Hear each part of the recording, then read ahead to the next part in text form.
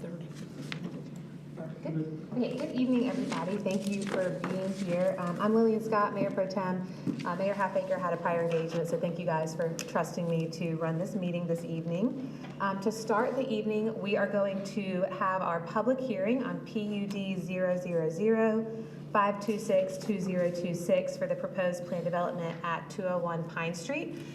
First, we will get a short presentation from Nathan and the developers, and then we will open up to hear from the public. A reminder that the public hearing is a forum for people interested in the subject to present information to City Council for our consideration as we deliberate an issue. It is not a forum for debate or argument between members of council or opponents or proponents with each other. Each speaker will be limited to 5 minutes unless City Council authorizes one extension of 3 minutes. The presiding officer may terminate a presentation that is covering the same information as presented by previous speakers. Speakers who are agreeing with a previous point will be encouraged to just state their agreement with the previous speaker and bring new information. We want to make sure we hear from as many people as possible and a variety of opinions, and that we don't cut into time to hear from you. So with that said, I'll turn it over to Nathan. It's okay, I'll stay seated because I'm driving tonight too. Sure. So I'm going to very quickly go through the timeline of how we got here. There was some conversation with the developer prior to submission in June of 2025. There was a concept presentation made to the Planning Commission, as well as a informal public session like the one we'll have tonight. And then in August of 2025, the Planning Commission called an additional workshop. And then the vote was in November of 2025. That first vote received a negative recommendation to council at 4-2. The developer resubmitted in January of this year, concept presentation, public session, and then that vote was a 5-1 positive recommendation to council. Summary of the revisions. From the first to the second, a step down in the rear from 5 to 3 stories, a bed count reduction from over 700 to 550-ish, additional landscaping and sidewalks added along hedgerow, additional traffic considerations, and the public benefits between the first and second revision remained unchanged. Here's a look at the current zoning for the property. It's zoned RM4 multifamily. That's our highest residential district. And in terms of the comprehensive plan context, it is slated for high-density residential. With that, I'll turn it over to the developer for their short presentation. Let me get out of here.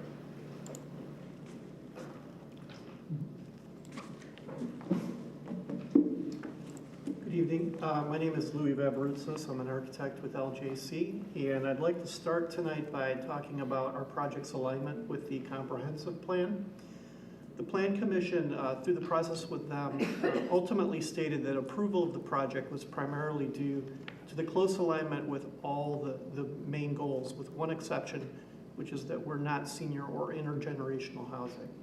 So our project does align with the characteristics and the location for high-density housing, and it also meets the like-for-like concept, which is we're providing student housing where there is student housing. Additionally, this area is designated as a grow-at-the-seams area due to the quality of the crosswalks, the bike and pedestrian routes, and the proximity to campus. And so from the zoning map, which you had just seen, we are in multifamily housing, but very close to campus, but also very close to the neighborhood and the mixed-use district. So through previous public comment and planning commission comment, we've worked hard to try to improve the areas where we bordered those regions. So the project vision includes our guiding principles that go beyond what the building looks like and what it should do. And those include being inspired by the topography and the sense of place here, and having a building that feels like it belongs in Clemson and not somewhere else. Additionally, we want to have a building that has its own character but is cohesive with the campus and the community and the neighborhood, as well as connecting residents to the existing campus fabric easily, intuitively, and safely. We want to create this idea of a social canopy, which you'll see manifested in the building, which is basically covered outdoor spaces that are very inclusive and socially connecting. Indoor-outdoor spaces were very important to the project and engaging with the natural environment. And then having a building that is healthy for the community, for the residents, and also environmental. So from an exterior design standpoint, from the first outset, we heard that we should have a building that is of architectural significance and a building that is about Clemson. So we looked at the local buildings and local character and materiality, and we were really inspired by this image and idea of natural materials, horizontal strata, and vibrancy. And so our first sketches included buildings of simple shapes, simple volume, stepping up the hillside, and having a base, middle, and a top. And so in this main view from Clemson Avenue, looking to the northwest, you could see that concept of base, middle, and top, with a warm brick base, a red brick middle, and a dark metal top. The horizontal stratification, and also broken up by vertical elements that become balconies on part of the building to scale the building down to the neighborhood and not have it be of one solid mass. And then at the main corner, you see this open social canopy that we'll talk about closer. This is the main building entrance for the residential. You could see here the tree-like columns that cover that social plaza, as well as a reflective ceiling material to multiply the presence of the landscape and green things. We also have quite a bit of texture in the building exterior to lend authenticity and again scale and avoid flat surfaces. So shadow is our friend here. This is the south elevation where you see the main retail area, which we imagine to be like a grab and go, but there's also a lay-by lane in front of it. We imagine outdoor seating here. And then the main social canopy that I mentioned, outdoor plaza. This is really public space, public amenity, and leading into the courtyard, first courtyard of the building, which is also public amenity space. This is that main courtyard. It could be programmed for events. There's a flexible lawn space and a view directly out to Tiger Stadium. And then this is the one of those border areas I mentioned. This is Hedgerow Lane. This is the current view looking south, three-story building. This is what the building originally looked like when it was much taller. And here you could see a section looking west of that original height relationship to the next nearest structure to the north and to Folger intersection. This is what it is now. And this is the relationship of the building to the apartments to the west. So we've worked very hard to scale the building appropriately to this neighborhood and the context. And this is the view from Oak Street looking east. From a planning standpoint, the ground floor here, you see the two main entries into retail, into the residential, and then the covered plaza at the corner with the courtyard adjacent to it.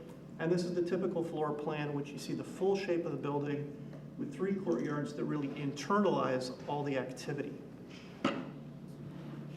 The traffic analysis was created at intersections that were city recommended to determine the impact. The impact for traffic and level of service was determined to be negligible.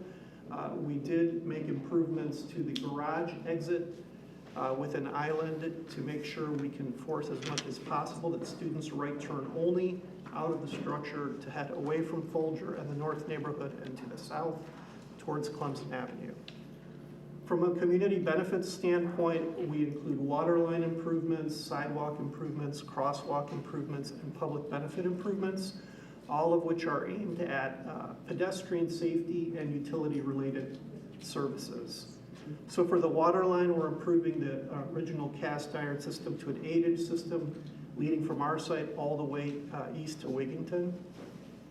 From a sidewalk standpoint, widening the sidewalks to 10 feet all the way to Hillcrest, as well as adding curb and gutter along the way. And then we have 5 crosswalks that we're improving along that route. And then this is once again that buffer zone to the north along Hedgerow. On the left, you see the current. On the right, you see we're proposing burying the power lines, adding a 12 to 14-foot buffer. We've enclosed the garage fully so that there's no light pollution to the neighborhood. We've removed any balconies from this side of the building, and then we're adding the 5-foot sidewalk there as well. And then the public space benefit, we're adding over 12,000 square feet of space in that covered plaza as well as in the courtyard. So it could be used for a number of flexible purposes, but really it's all about gathering, and it's public. So in summary, again, I've mentioned this, we've tried to work very hard to listen and to improve the project, especially at the edges where it touches other things, primarily by stepping the building down to 3 levels, by reducing the number of beds significantly, by reducing the parking, by reducing the overall light and noise exposure to the neighborhood, and by creating this buffer that is both physical, landscaped, with the power line improvements, and becoming more of an amenity than a eyesore. So ultimately, in this process, and going through and addressing comments, we've tried to be very transparent, to listen and to always come back having answered what we were asked for. So we feel like we have comprehensive plan alignment. We feel like we have community benefit alignment. We feel like we've created open space benefits and we're thinking about the public. And finally, the Architectural Review Board also had very good things to say about the project. So ultimately, this is where the project is at this time. So thank you for your time and thank you for your consideration. Thank you. Thank you. Okay, just to reiterate, I think if you guys have questions or comments, we'll save that for the discussion portion of the agenda in the regular meeting. The floor is now open for public comment. A reminder that it's 5 minutes per person. You're welcome to come on up if you'll sign in with Jeremiah and then speak at the podium to council. I just want to make sure that we're all keeping our comments respectful to council only. We're here to listen, so the floor is yours. Yes, ma'am. Yeah. So, adequate parking for what they're trying I'm to. sorry, would you mind introducing Karen yourself? Frady, I'm sorry, I'm here representing the SO Club. Thank you. So they're talking about adequate we're gonna talk about adequate parking for what they're trying to accomplish. They want this outdoor event thing, they have 555, well, how many beds? And 200 parking spots. We all know these kids are gonna drive. I mean, it's a given, I don't care what you tell them. The parents are gonna find a way. So these are some issues that I've ran into, and they haven't even started building back there. We had Strawberry Lane just redid their road by there. Well, guess where King's Asphalt decides to bring their heavy equipment and park it? SO Club's parking lot. I had to ask them to move. So I have water lines that run up under there that I just had to get replaced not too long ago. Heavy equipment does not need to sit on those said water lines. I have to pay to get my own stuff paved, things like that. We've talked about the infrastructure. I have talked to the planning committee. I have talked to the city officials. Now I'm talking to you. I have brown water. Me and Pump Butterford are at the very end of that water line. And your city people that work for you knew and still know that it needs to be replaced, said it's been on the agenda for years. But if anybody messes and turns any kind of water on up there, whether it's a hydrant or whatever, guess who gets brown water? I do, while I have customers there. Well, then the city, I have to stop what I'm doing, especially on a game day. That's when it struck a chord. I had to call the city out to come flush the lines. I pay taxes like everybody else in this town, and I shouldn't have to live through this. I shouldn't have to beg this city to do their part and to give me fresh, clean, running water to run my business with. You know, let's talk about the storm drain I have outside. And I'm gonna bring this all together in a second. I have to, it doesn't belong to the city of Clemson, I've been told, because it's flooded so bad during with some of our rains that me and my employees have to go clean it out to keep it from flooding the parking lot into the SO. Doesn't belong to the city, doesn't belong to DOT, and it doesn't belong to Clemson University. But nobody can give me a straight answer when I ask about it. There's just no straight answers in this town, and it aggravates me. As a business owner, let's see what else we got. We got that. I personally think that this decision's been made. I stay at 8218 Pine Street. There's been core sampling out there all last week. The traffic study they did, go back and look at the dates that traffic study was done. It's a joke. They did it on a weekend that there wasn't a game and people were going home for the weekend.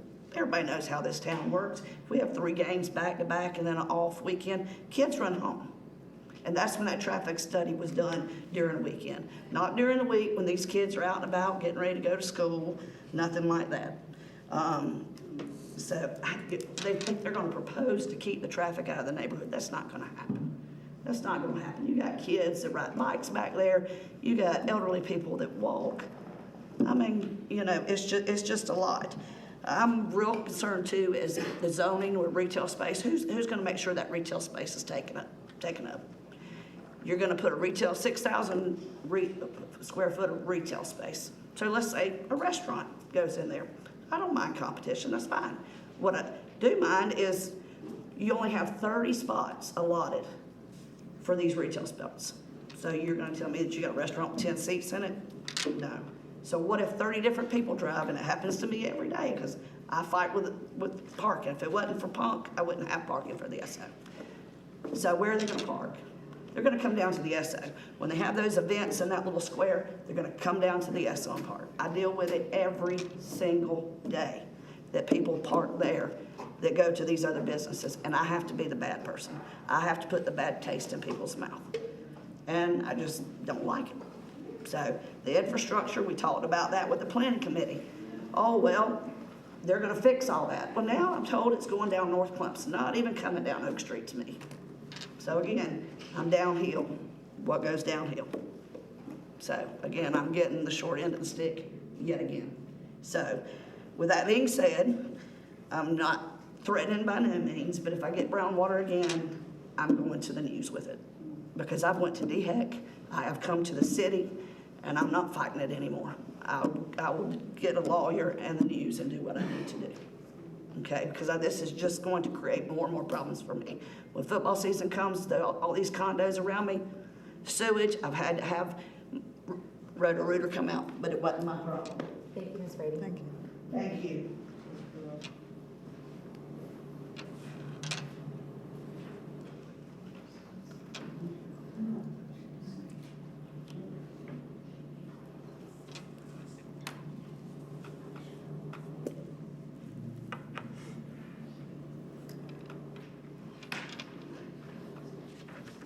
Good evening.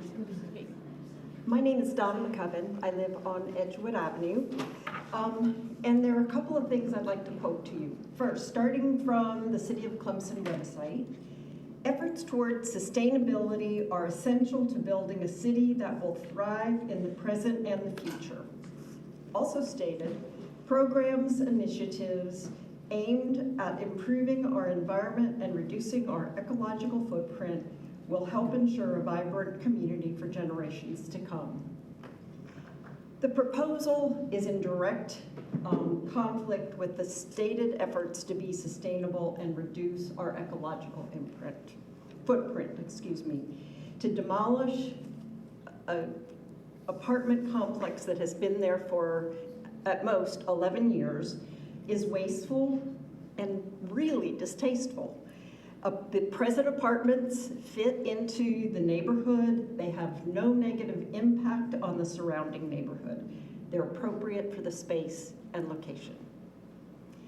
To quote from the plan development support materials that were sent with the agenda, I quote, "The plan development shall include the existing townhouse at 300 North Clemson.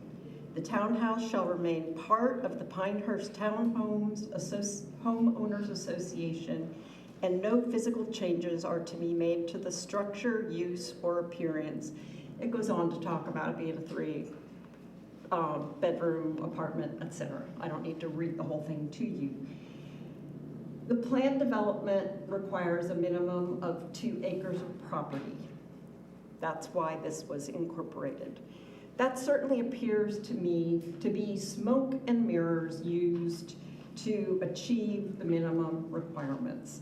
The documents specifically state that nothing on this small parcel of property will be changed, can be changed. It's not actually a portion of that property, that planned development, but simply a means to circumvent the requirement.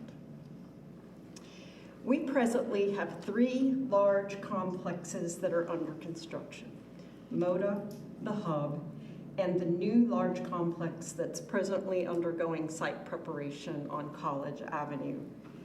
I don't remember the total number of beds that those will provide to students, but it is a very large number. We truly have no concept about the impact that these complexes are going to have on the town, and especially our neighborhoods. We see a great deal of student pass-through traffic in our neighborhood, and this large capacity complex in the neighborhood is contrary to all of the surrounding areas.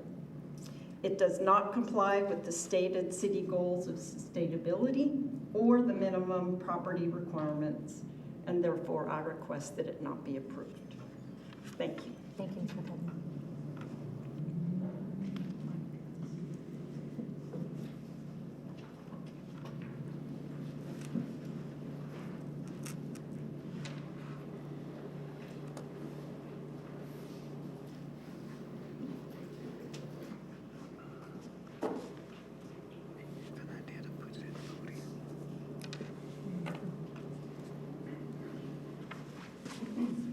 Hi, I'm Paul Bowen. I live at Strawberry Lane. Once again, we come before the City Council with concerns about development that's being taken place in neighborhoods. I like to walk down Folger Street, and as I walk down Folger Street, I like to look to the right and see the stadium, parts of the campus, things like that. Put a big building, I know the back is low, but the front is still high. That view is going to be lost. That view that those neighbors on that street have had for years is going to be lost. They're going to have people looking into their backyards. Yes, no balconies, but I did see windows along the backyard. You can imagine kids out playing, somebody's watching them. How does that make you feel as a parent? You're out there trying to do yard work. Somebody's watching. How does that make you feel? So there's some real concerns about a large building in that neighborhood. They mentioned infrastructure. There's only one thing they're doing, replacing a water line. Probably should be replaced a long time ago anyway, but they're going to pay to have it done. Seems a little quirky to me. Seems like a way to get something done that you want done. Sidewalks. Look at the sidewalks they're going to replace. They're only on North Main or North Clemson. Have you ever walked from that site to campus? Walk by where the Tiger Park is? Those sidewalks are terrible. There are wires hanging all over the place. You can't get but one person on that sidewalk. You tell me you're going to file single file down that road going to campus? Where are the crosswalks? Way up there, across from the Abernathy. There's not even a light down by the Esso Club. You think all those students are going to take their time, walk up, go at the crosswalk when it's time to go to class, and oh my goodness, I overslept by 10 minutes, so now I've got to run? The kids are running across the roads. The sidewalks aren't safe. There's not a sidewalk but in front of the Tiger Park along that road. So where are these students going to walk? That sidewalk that's essential to getting students from where they are to campus is not being improved. Parking. Sorry to talk about parking, but where's the loading zone? If they're going to have retail space there, where are your trucks going to load and unload? Are they going to park on the street? I didn't see any designated loading spaces. Didn't see a designated loading lane. Is that something else we're going to have to come back and ask for approval? So I think there's a lot that still lacks in this. Yeah, they've made some improvements, but you're building another big building in a neighborhood. Look at the homes that are around there. Look at the people who've been there for years, and now they've got to look at a big box. I'd urge you to think really hard about whether this is another project that we need.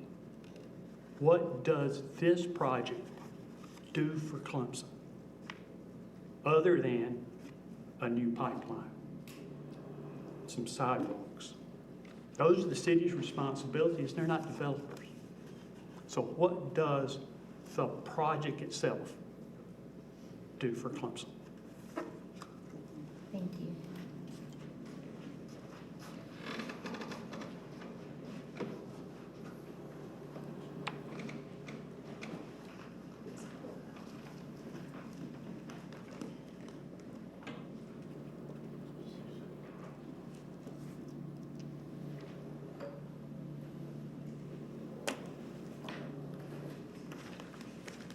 Hi, my name is Cece Bates. I live at 149 Folger Street, and we have been closely following this project.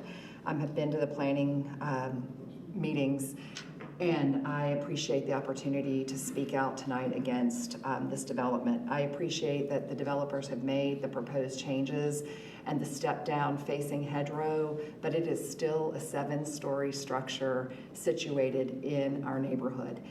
I am an employee at Clemson University. I've been on faculty for 17 years. We live in the community because we love students. So I want to be clear that me standing here isn't because we're against growth at the university. And this is the first time I've actually come before the council in opposition to one of these projects. But I think the difference with this is that it doesn't sit on 93. It isn't where Tiger Park even is located. It's not on College Avenue. It really butts up right against Folger Street, and as others have said tonight, really encroaches upon our neighborhood. I want to look at my notes, and at the time, several of the things I know have already been mentioned, but I feel it's important that you hear, because many of our neighbors aren't here tonight because they've grown apathetic to this process and think that it doesn't matter if they come before city council anymore and voice their opinion because the developments are approved one after another. So I do want to mention the traffic. I appreciate that the city is going to benefit from improvements, but again, that sidewalk is on North Clemson Avenue. So I am one of the, when the woman from the SO went earlier and talked about the old folks that walk in the neighborhood, I am one of those people that walks every morning at 5:30. That sidewalk is not going to benefit the neighborhood that will incur the traffic that is going to result from this project. So with 205 parking spaces and 550-ish beds, we're still going to have people that are driving through that neighborhood to pick up other students that are living in that housing complex that can't bring their car to school, but still need to get to the grocery store, still need to get to this now disaster on 123 Dutch Brothers that's got traffic backed up down 123. I mean, we have some serious issues with traffic, and I agree that traffic study does not provide a clear snapshot of the density and the impact and the load that's going to place on our neighborhood.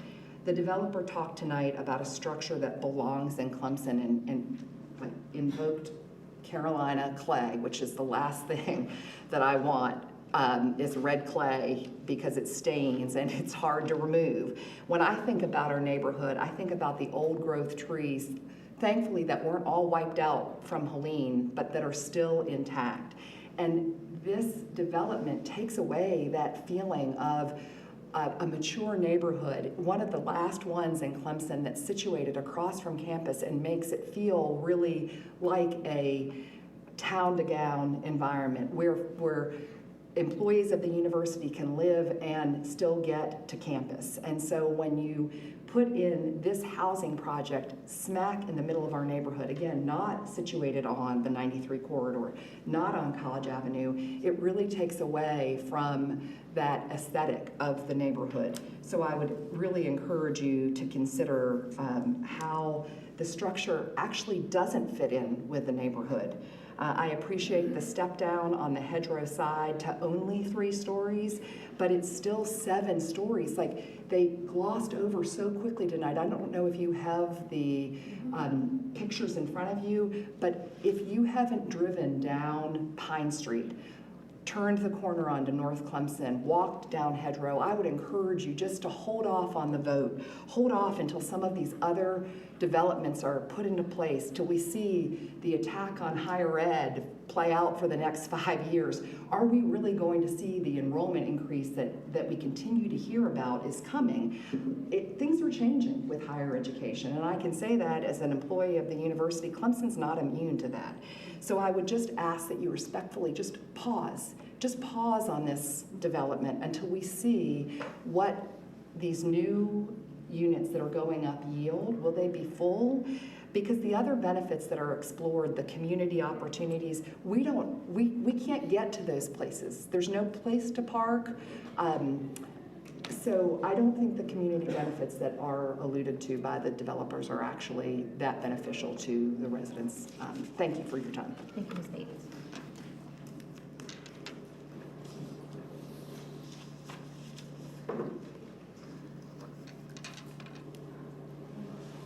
Anybody's welcome to come up at any time, yes. Just please make sure you sign in.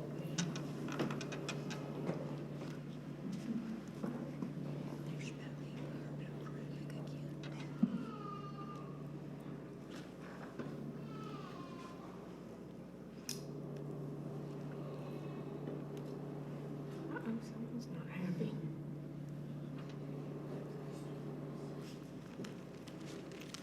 Thank you. My name is Judith Isabel Noble Hill Ferry.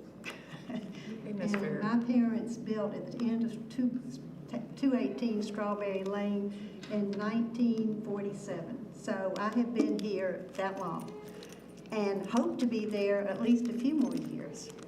And I appreciate y'all's smiles. My concern right now is, I'm very concerned about more buildings in our area. That we've got a very small, tight area. Our streets are steep, they're curvy, they're narrow, and there are a lot of people already living there. But my concerns were at the last meeting, the last planning meeting. Two people spoke to talk about the decision to send this on to you.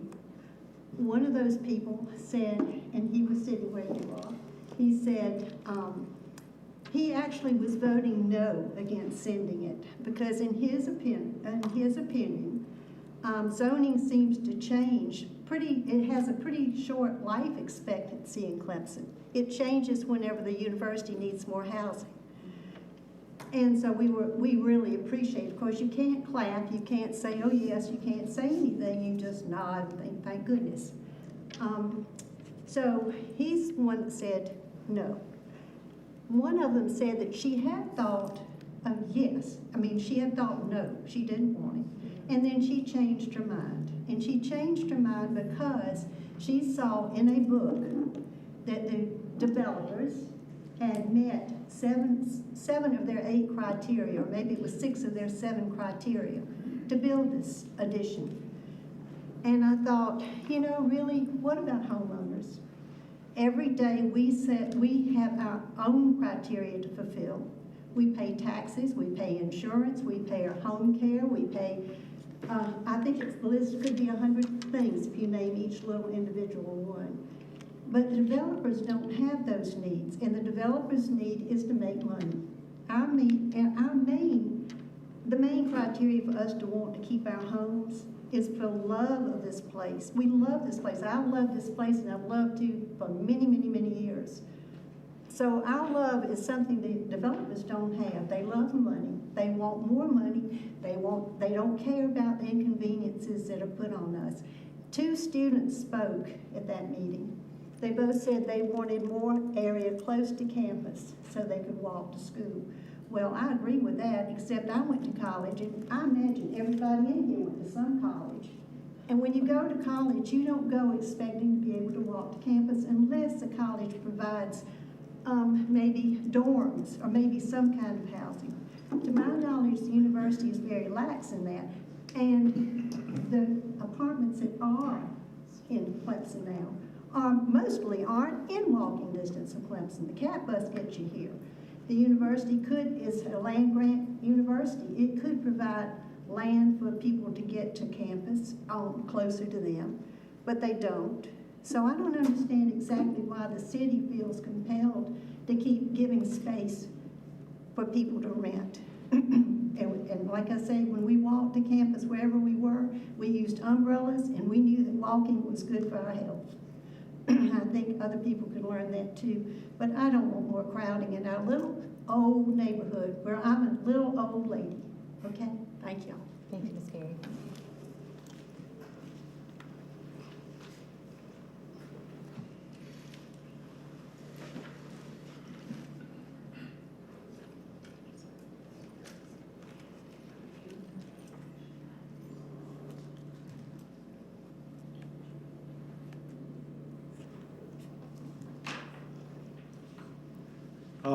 Allie Linder, I live at 123 Folger Street, so appreciate y'all letting us be up here today. I understand whatever decision y'all make, somebody's not gonna be happy. I would just speak briefly, remind the city that as far as I'm aware, it's not incumbent upon anybody to issue a PD just because it's applied for. There is no checklist that says if you do check boxes 1 through 32, you automatically get a PD. Somebody a lot smarter than me at some point decided that 2 acres was the minimum for a PD. The adjoining property that they have purchased in order to meet that minimum 2 acres of 2.023 acres is 0.19 acres, of which they're not going to touch just to move this. It was also discussed that this was like for like. I think they're only referring to student housing. RM4 is much different than this PD that they're requesting. RM4 has 40-foot setbacks on it. RM4 requires, I believe, 1 parking space for every 300 gross square feet.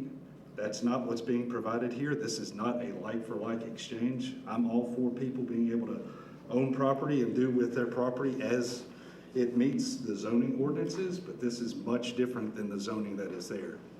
And the PDs inside the state law, the overall zoning intent is for the general welfare of the community, not to just see what you can force through and build lot line to lot line on every piece of property if it checks some boxes that aren't even applicable. So appreciate y'all's. Thank you very much.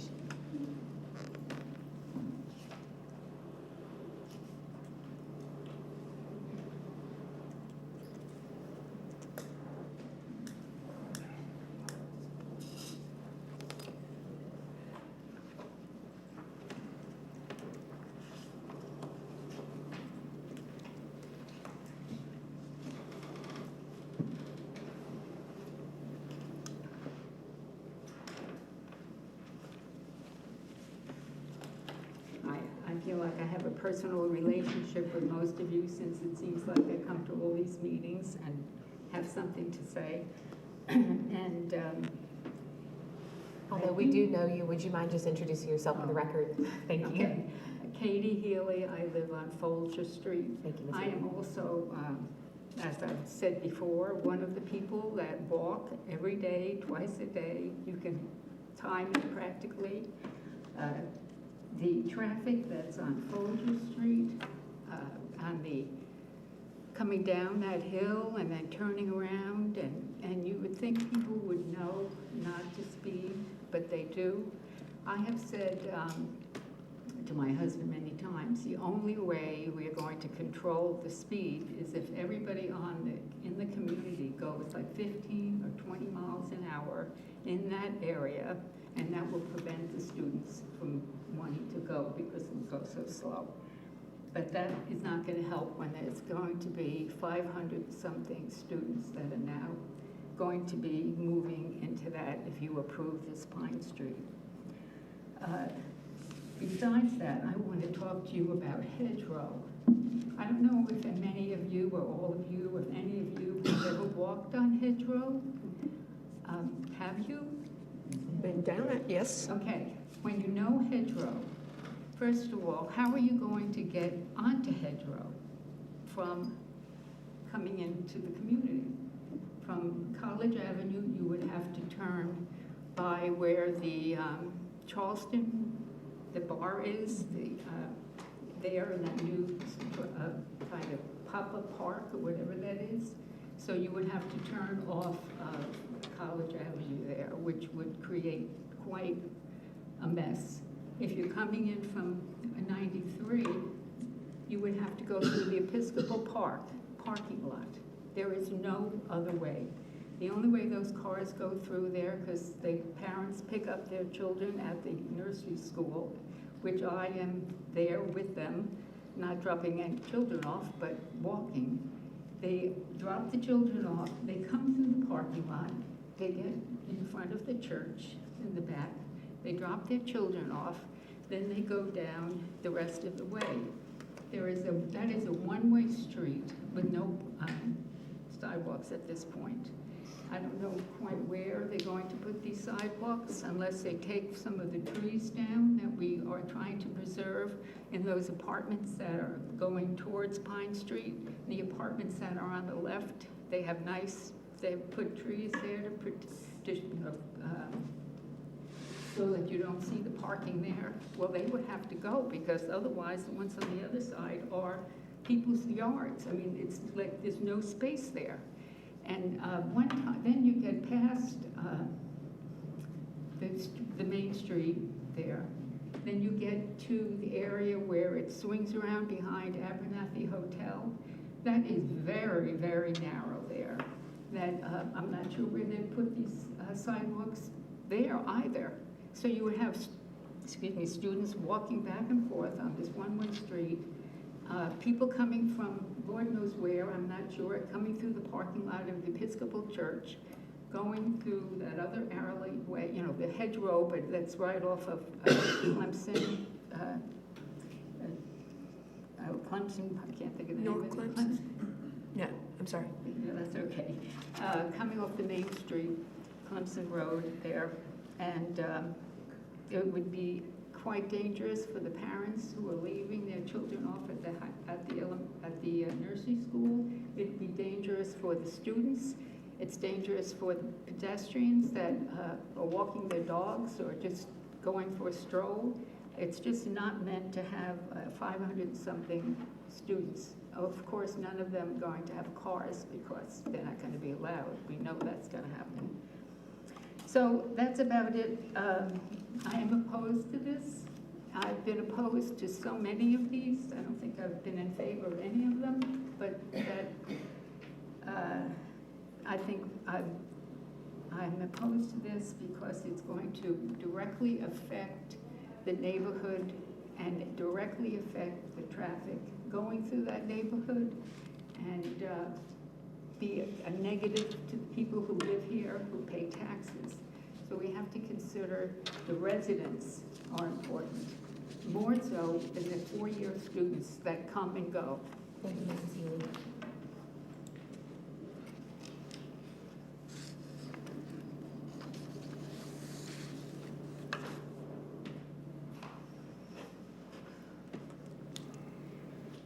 The floor is still open if anybody else would like to make comments.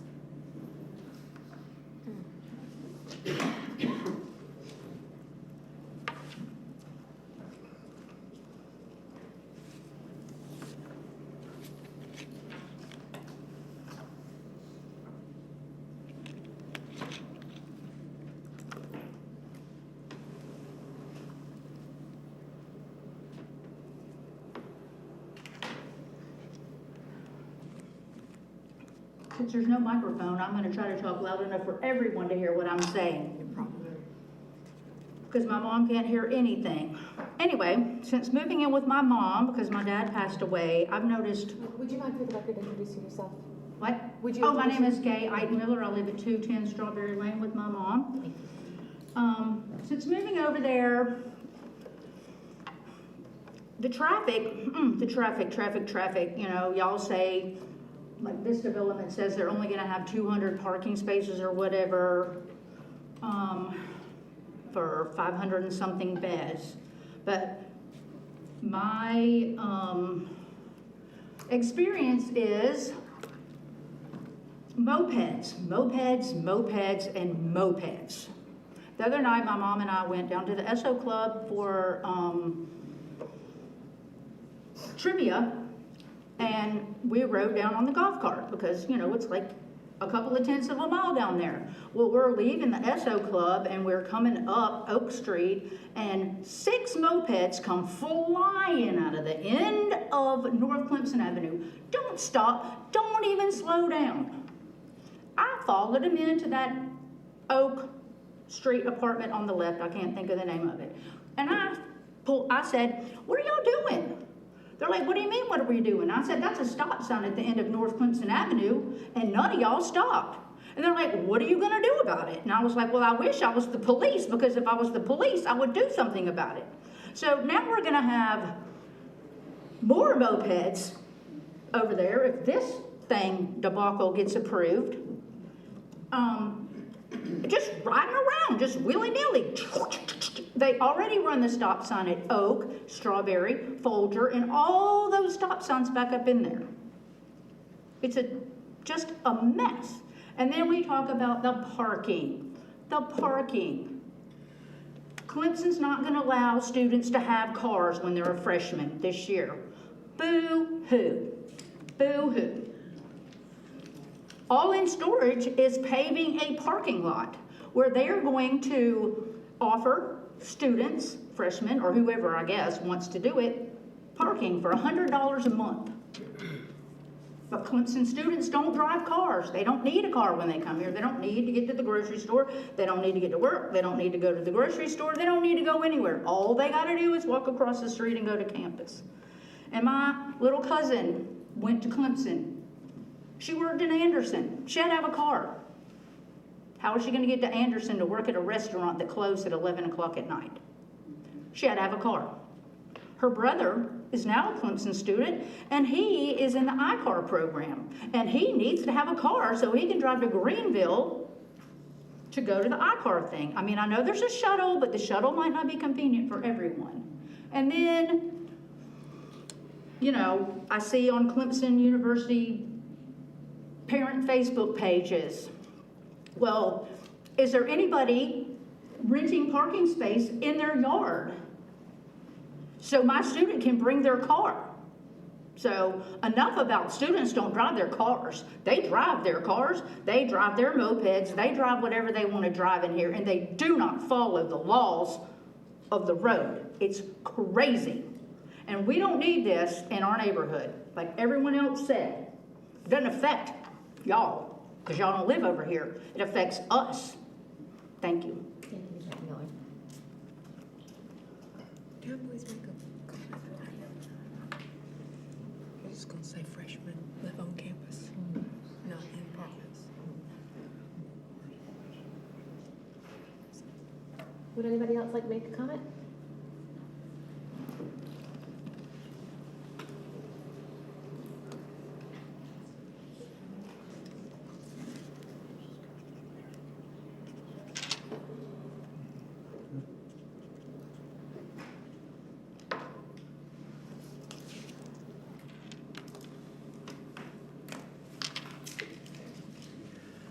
My name is Chris Eliezer. I live at 115 Folger Street. I've lived on Folger or Strawberry Lane since 2002, so I've seen a lot of change over the years.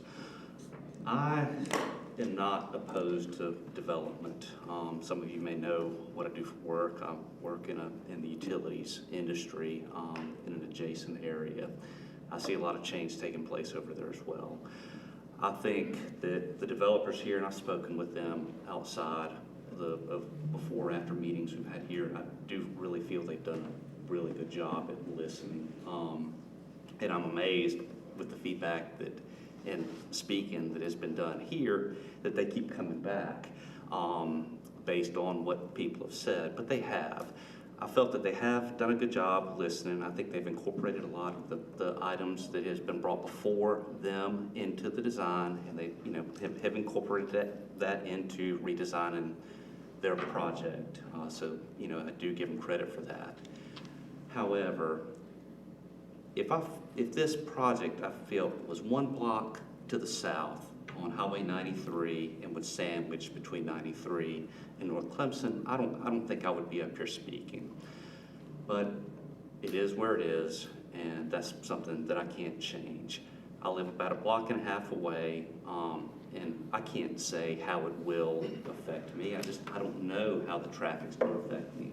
But I do think there will be some impact with traffic. I do think there's going to be a lot of impact with safety, because as somebody mentioned here tonight, I know I've been asked just kind of ditto, if I agree with what others have said, that you are gonna have people that just jet across Highway 93 going to and from campus. I'm guilty of it myself, because I do go and walk and run a fair amount.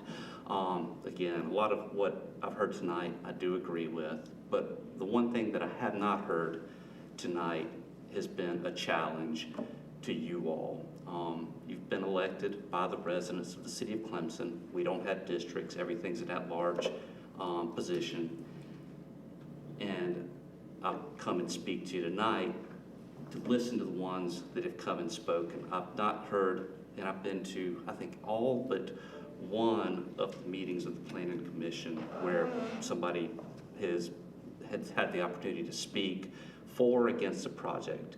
Of all of those that I've been to, I've heard one person speak in favor of it. All the others have been opposed to it. So where I challenge you tonight is to listen to what the people are coming before you to say. I think I've also heard somebody say before, and I can't remember if it was on council or planning commission, so take it with a grain of salt, because it may not have been anybody that was in an appointed or elected capacity with the city, but I have heard somebody mention that they've heard people outside of here that supported some of these projects. And where I've come to you tonight, again, is to challenge those people. If there are people that support these type of projects, let them come forth as I am, as everybody else here behind me is, and let their voice be heard as well, supporting the projects. You know, me, myself, again, I can't support where it is if it was in close proximity, but on 93, I don't think I would be here. The challenge, I think, is up to you guys, and I do encourage you to listen to the voters, the ones that are speaking publicly and putting their names on the line opposing this project. Thank you. Thank you, Mr. Louisa.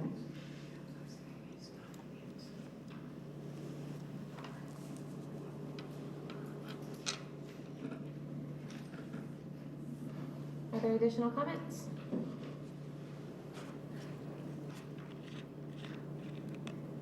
Okay, just as a note for the public, we are going to have a discussion item with council during our agenda for the regular meeting. No decision will be made tonight, no vote will happen, okay? So it's just gonna be a discussion amongst us as council members. There will be additional time there for public comment as well. So if you stay, you'll be able to listen to our conversations and you can follow up with questions in our email, phone calls, things like that. We just wanted to reiterate that we will not be making a decision tonight. So that agenda item, that's what that will be. So with that, I will close the public session. And we're going to take a 5-minute break and adjourn or we'll take an 8-minute break and adjourn for the regular council meeting at 6:30. So you're welcome to stay for that.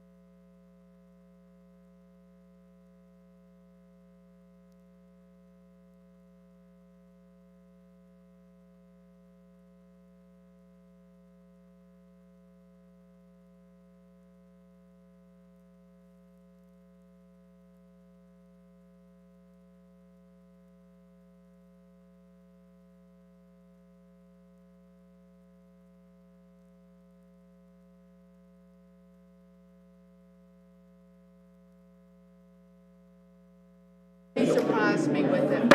Thank you, everybody. We're going to go ahead and get started with our regularly scheduled council meeting. If you want to take a seat, thank you all for staying. We love to see a full house.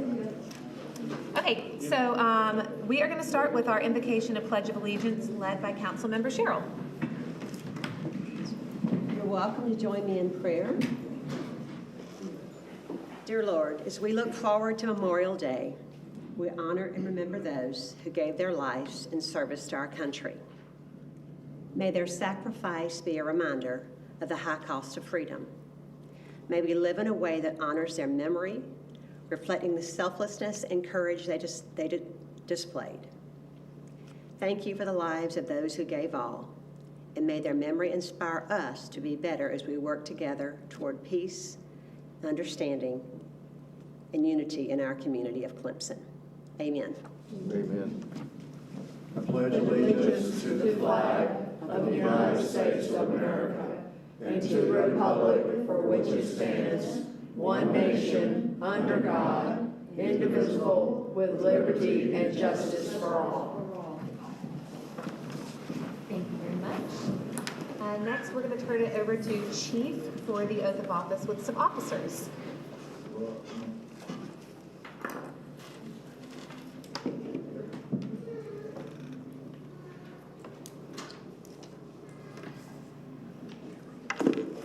Madam Mayor Pro Tem, Council Mayor, Council members. Hey, George. As they make their way in here, come on up.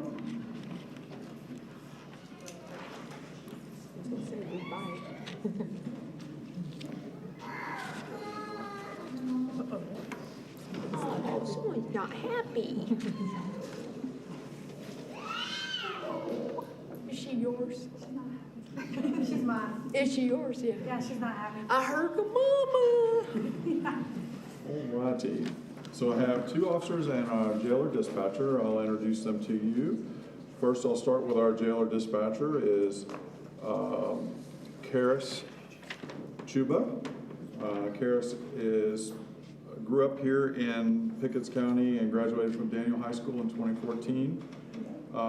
Shortly after high school, she got right to work and has been working for a local restaurant chain for a very long time. She spent 12 years as a manager there. She has a 2-year-old daughter, as you've heard, Eliza.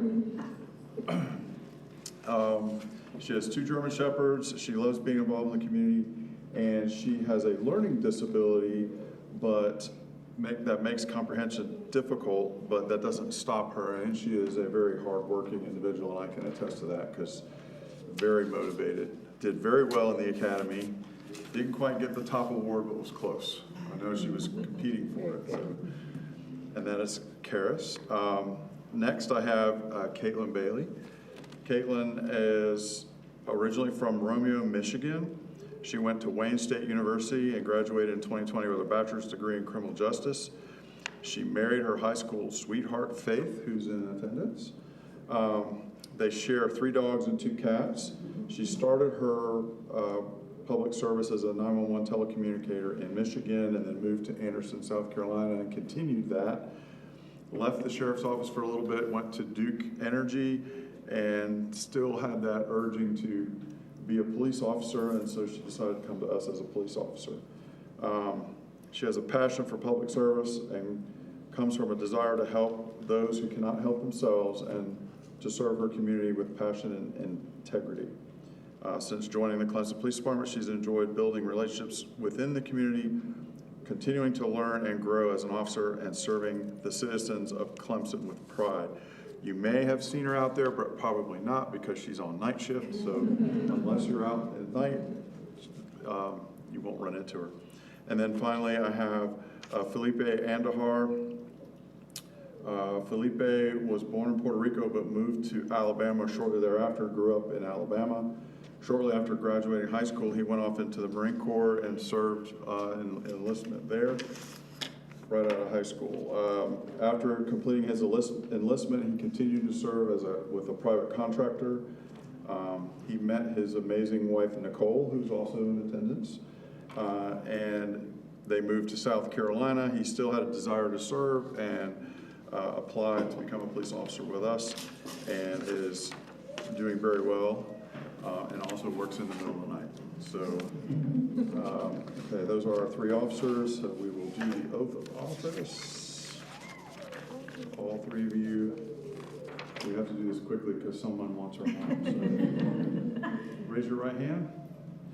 Do you solemnly swear that you're duly qualified according to the Constitution of this state to exercise the duties of the office to which you've been appointed, and that you will, to the best of your ability, discharge the duties thereof and preserve, protect, and defend the Constitution of this state and of the United States, so help you God? You do? Okay. That was a test. It's still hard. Okay. Next, we'll do the code of ethics, and I'll start with our jailer dispatcher. So, and you will agree at the end, so you've got a heads up. I think I went over this before, but just in case you forgot. All right. As a public employee, you believe public service is an honorable profession dedicated to bettering the lives of those you serve and requiring at all times that the public interest be placed above any personal concern. As a public employee, you believe that you should demonstrate the highest standards of personal integrity, truthfulness, honesty, courtesy, and fortitude in all your public activities in order to inspire public confidence and trust in public institutions. You will confront and challenge any unethical behavior by your fellow employees and report such behavior to the appropriate supervisor. The public's opinion about the courtesy, honesty, truthfulness, and personal integrity of public officials and public employees is the premier value sought by citizens. Any individual or collective compromise with respect to these character traits can damage the ability of an agency to perform its tasks or accomplish its mission. Therefore, you will never act officiously or permit personal feelings, prejudices, animosities, or friendships to influence your decisions, nor will you tolerate such behavior by your fellow employees. You will enforce the law courteously and appropriately without fear, favor, malice, or ill will. As a public employee, you will oppose any discrimination, cause of race, color, religion, sex, national origin, political affiliation, physical handicaps, age, or marital status in all aspects of personnel policy. You pledge to serve the public with respect, concern, courtesy, and responsiveness, recognizing that service to the public is beyond service to oneself. Do you agree? I agree. Okay, you're still hired. And to my officers, as a sworn officer, your fundamental duty is to serve the community by safeguarding lives and property against threats that could take advantage of or harm members of your community or otherwise impact peace and order. You will uphold the Constitution and honor the rights of all to life, liberty, equality, and justice. You will never employ unnecessary force. You will respect the privacy of people and communities that you serve, and you will fully obey the laws that you are sworn to enforce. You will live by example, remembering that your character and conduct on duty and off directly influence the legitimacy of the policing profession. You will exercise self-restraint and maintain courageous calm in the face of danger, scorn, and ridicule, and be constantly mindful of the welfare of others as well as your own well-being. You will never act officiously or permit bias or personal gain to influence your decisions. You will strive to protect the vulnerable from harm. If this fails, you will seek to identify and apprehend offenders professionally and appropriately holding them to account. You will not solicit or accept any gifts, bribes, or anything of value from any person or entity that may create a perception of benefit or influence your performance as a public servant. You recognize that your shield of office is a symbol of public faith, and that you accept it as a public trust and be held so long as you are true to the ethics of police service. You will not engage in or condone acts of corruption, take advantage of circumstances for personal gain, or accept gratuities, and you promise to intervene when met with any unjustifiable acts by members of your profession. You will cooperate with all legally authorized agencies and their representatives in the pursuit of justice. You know that you alone are responsible for your own professional performance and conduct, and will take every reasonable opportunity to enhance and improve your level of knowledge and competence. You will constantly strive to achieve these principles, dedicating yourself to your chosen profession, policing. Do you agree? I agree. We're still employed on, so, all right. Well, that is our new employees.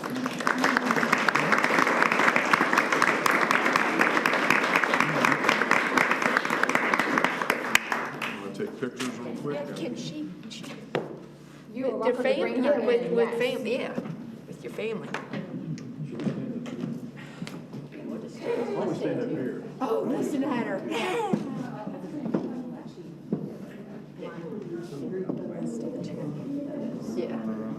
We'll be in the background. Are we gonna just be in the background? Okay. Chief, if y'all want to get a group Come on photo over here. of the Adam, new you gotta hires, squeeze and in. then Adam, you gotta squeeze in. Whatever. And then you can have a family.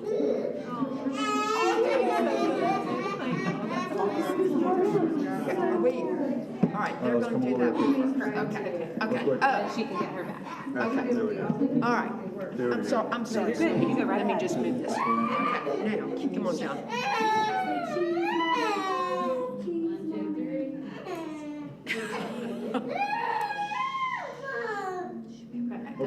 Now, let her come to you. Oh, my goodness. Oh. She is mama's little girl. Oh, I guess, yeah. Here, you want to take a picture? Come here. Oops, let me get out of the way. You ready? Oops, hold on, let me get out of the way.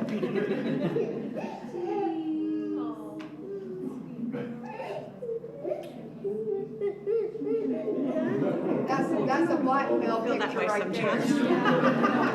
She gets to be 17, you can go, look at what you did. I said, if you guys want to get family photos, you're welcome to come Yeah, up. family.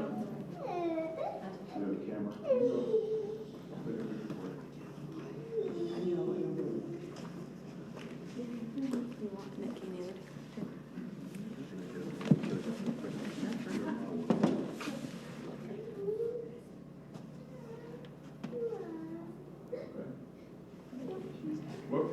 Oh, she got it. You're welcome.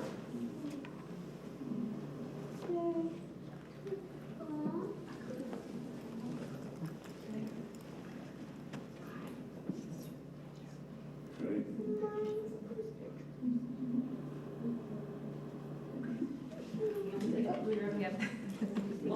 What's that? Oh, sorry.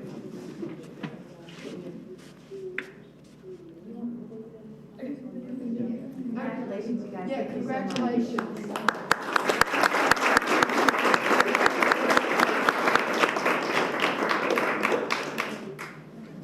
You guys don't need to stick around, you can go.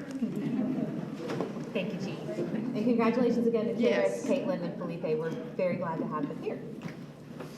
Okay, next we're going to go into public session. Just a reminder that this is an opportunity for the public to speak on anything that is not an agenda item.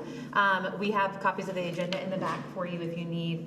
Before I keep going, we also have ADA hearing devices if you need them. I apologize that I did not mention that earlier. They're over here by Jeremiah. So yes, we will go into public session. There's a 3-minute limit per speaker, and this is for comments on anything that's not on the agenda. If you would like to comment on something that's on the agenda, we'll have you do it when we reach that agenda item, so it's top of mind as we go into those discussions. So the floor is yours for anybody who'd like to speak.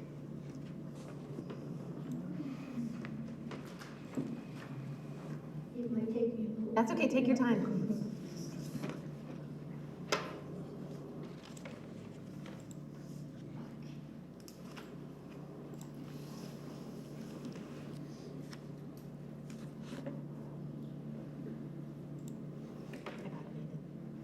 Okay. It's okay, I got it. I got it too. Okay, good. Oh. He's ahead of me. What's yours? Rough driver.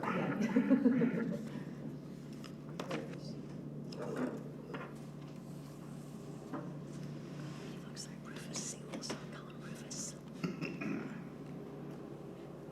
He looks like Rufus Singles.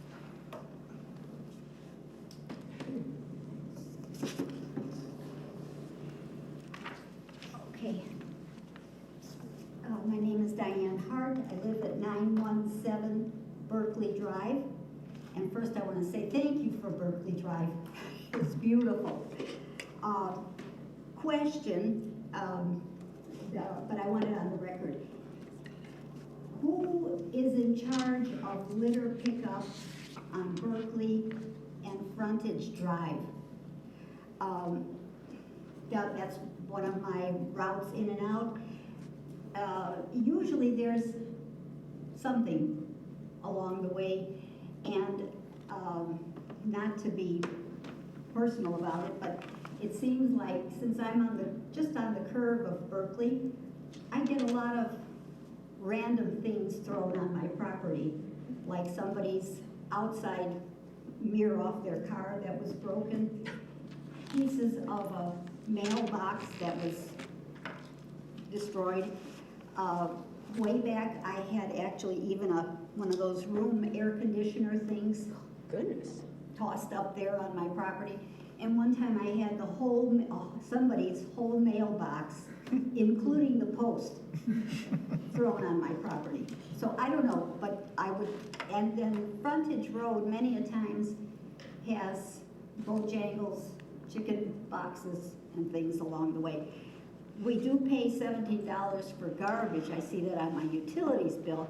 So I was just wondering, like, who looks at those things?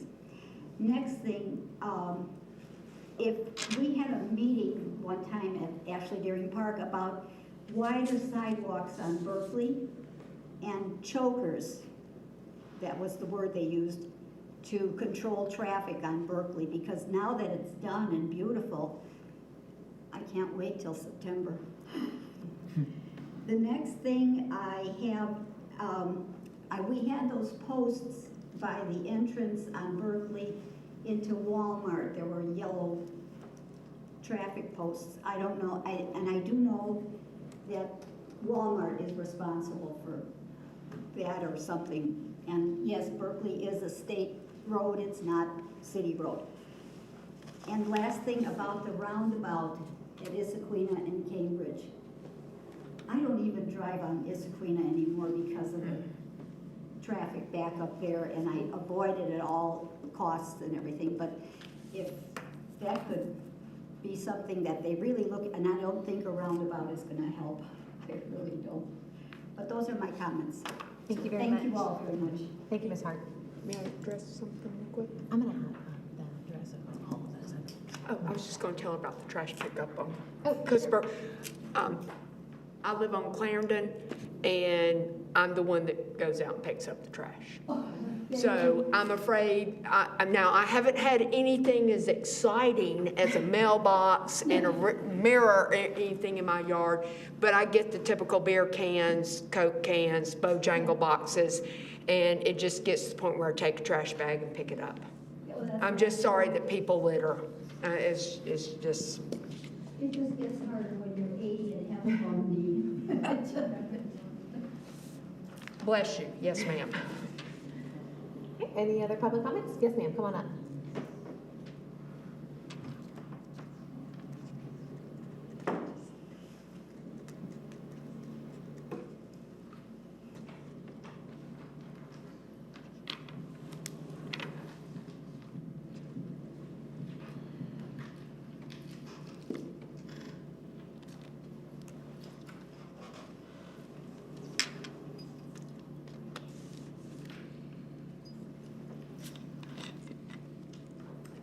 Thank you for this opportunity.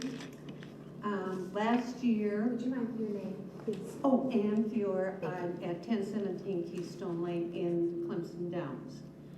CARC is Clemson Area Retirement Center. It's separate from Clemson Downs property owners. CARC does not allow mosquito spraying because of the immune-compromised population there. And I've been attending sustainability meetings, and I know that they would like the city of Clemson to have as many National Wildlife Certified residences as possible. And so I have that certification. I have to not have it because of the mosquito spraying. So last year, I presented to the property owners board the statistics about the effectiveness of mosquito spraying, also that 70% of the cancers that dogs have is directly attributed to them walking on pesticides, herbicides, and then licking their paws. And we have a lot of dogs in the Downs, and there were many, many other issues. So they voted to not spray. 3 people called the city, and they decided to override the property owner's board and allow spraying. So those of us who didn't want to have spraying had to call a number, we had to have a sign, and we had to put out a sign that says no spray zone. And most of the time, there's 2 people I know that would get a word from friends in Country Walk to tell them that they're spraying in Country Walk, so if you don't want them to spray, you need to, they go out in the middle of the street with their sign, no spray zone, because they are raising gardens, pollinator gardens, and providing cocoons to the people that are on the sustainability committee. Anyway, this year, they said you needed to get a vote. Oh my goodness.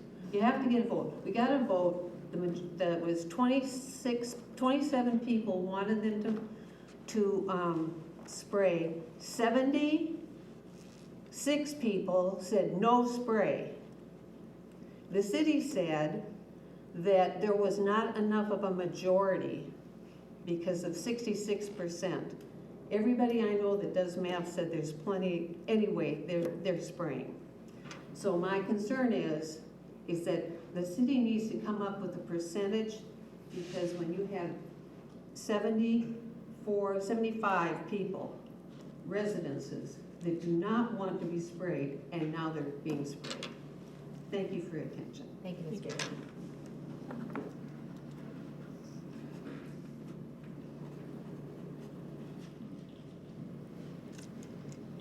Would anybody else like to make a comment?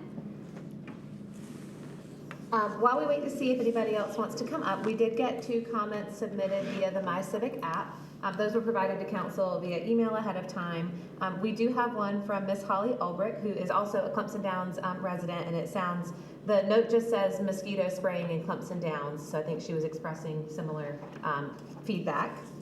And then the second comment that we have is from Miss Platt at 103 Mountain View Lane. She writes, just wanted to ask whatever happened to the cross that was removed from Mountain View Park. Thank you. Is there anybody here that would like to make additional comments? Okay, great. I took some notes. We will make sure we follow up with you ladies, and then also the folks who submitted written comments with any type of information that we can provide, especially on the sidewalks, the paving, the mosquito spraying, things like that. So thank you for coming this evening. Next, we're going to move on to the approval of minutes for the May 4th, 2026 meeting. These were also posted publicly and provided to council ahead of time to review. Does anybody have any comments or corrections? No? Is there a motion to approve the May 4th minutes? So moved. Second. All those in favor, raise your right hand. Thank you very much. Okay, we're going to move on to the reports and discussion section of the agenda. A reminder, this is not a decision-making portion of the agenda. We are just going into discussion items. You are welcome to make comments as we reach these items on the agenda. Those comments are limited to 2 minutes per speaker. We will notify once we're done with our discussion when that session is open. So first item on the docket is to discuss PUD 000-526-2026, proposed plan development at 201 Pine, led by Mr. Woods. Yes, I'm here to answer any questions that you guys may have, as well as I have my staff and the developer here as well to answer any questions, as well as the chair of our planning commission, Herb Tyler. Anybody want to kick it off? Yeah, I want to make just a couple of clarifying comments, and this is no indication of how I'm going to look at this one way or the other. But there were a couple of things that were said today that I'd like to at least get straight on the record. And Nathan, if I'm wrong, tell me. But the back of the building is going to be 3 stories, and the front of the building is only going to be 5. So the people that were talking about 7 stories, that's just not the case. It's been modified down to that level. Secondly, it will be 7 in the front. 7 in the front. Yeah. Oh, it's going to be 5. Is that correct? You're, Well, I'm wrong. no, With the well, topography. you're thinking that when they go into the terrace there, it's gonna come down, it's not gonna look like 7 stories. No, my thinking was. You truly thought it was 7? Truly, I thought it not was, 5. I thought it was 5, 3 and 5 is what it was supposed to be. No, it's 3, 5, 7. Okay, well, there we go. Anyway, thanks, I'm sorry. Yep. Okay. I apologize to you. Secondly, as far as the parking is concerned, and I understand that, but there are currently 98 parking spots in that location now. And so really the net gain of cars, is if they go to the 205 for the students, would be a net gain of 107. So it's not like it's that many, 200 some odd, it's going to be 107. And then as far as they're talking about the sidewalk, I don't know who was making those comments or whatever the case may be, but the sidewalk is to be 10 feet wide. And the sidewalk is to go, well, you saw several locations there, but the piece along Clemson Avenue will be 10 feet wide, and there will be curbs and gutters, which is a significant improvement in addition to the water line. So that's all, and like I say, there's no indication of where I'm going to vote one way or the other on this, although it wasn't certain it was 7 stories. I have 2 questions and 2 comments. How many beds are currently at this facility? Remind us again. 555. If you don't mind, could you come up to the podium just for? How many beds are currently? Yeah, how many are How many at the? beds are at the current structure? 98. Okay, sorry. All right, so there's 98 beds at the current structure. Michael Hanley with LJC is there about Thank you very much. Yes, it should be 96, I believe, at the current structure. I want to echo Mr. Eliezer's comments about the adjustments that you all have made to the plan. I noticed that you have a bistro and a bodega charted in there. And we talked about needing more like grocery type places for students. Right. Do you have any prospects to rent those locations? Or will y'all run those locations? It's a good question. There have been lots of discussions with ownership right now as far as who they're looking for. It's a little early yet to be able to sign somebody up for a building that's not going to be open for a couple of years. But a bodega style store, a neighborhood grocery store, is on the table currently. So you'll be talking to people about that. Yes, that is correct. I would also echo Mr. Eliezer's comments and Dr. Bates's comments that I also fervently wish that you would consider thinking about we have 2,300 beds currently approved on college that are not completed, not occupied. And we had a great presentation a couple of weeks from the Vice President of Housing at Clemson. We're taking in actually 50 fewer students this year than we took in last year. We're decreasing enrollment for the first time. And so looking at our numbers at the university, do you have any concerns about needing the 550 beds when we have 230, or thinking about the prospect of maybe having a great plan and thinking, let's press the pause and wait until we see if these other locations fill out, and if there's need, before you move forward? Yeah, I'm happy to jump in. My name is Sam Williams. I work on the development team at CRG. So, first of all, I think it's a great point, and we're obviously monitoring what's happening at the university. I think something we've seen is there's a lot of pent-up demand, especially as it relates to housing within close proximity to campus. So, I think in terms of the long term, obviously something to monitor, but today there's still not enough beds, in our opinion, to serve like walking distance within close proximity to campus. I think the downtown properties today are 85 to 90% pre-leased for next year. So I think that really just demonstrates the demand that exists downtown versus in the larger market.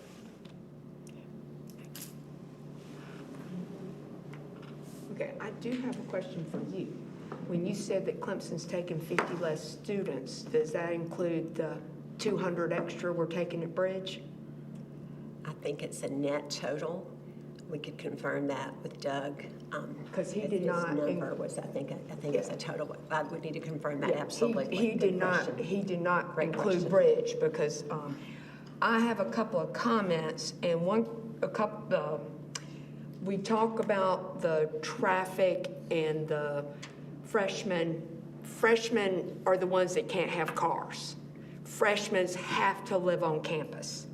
Okay, so they live on campus so they can walk. So I think there are going to be some exceptions of living in an apartment or living in a house or having your car. But I want to put on the record, it is freshmen that do live on campus. And there has been discussion about the university not building dorms.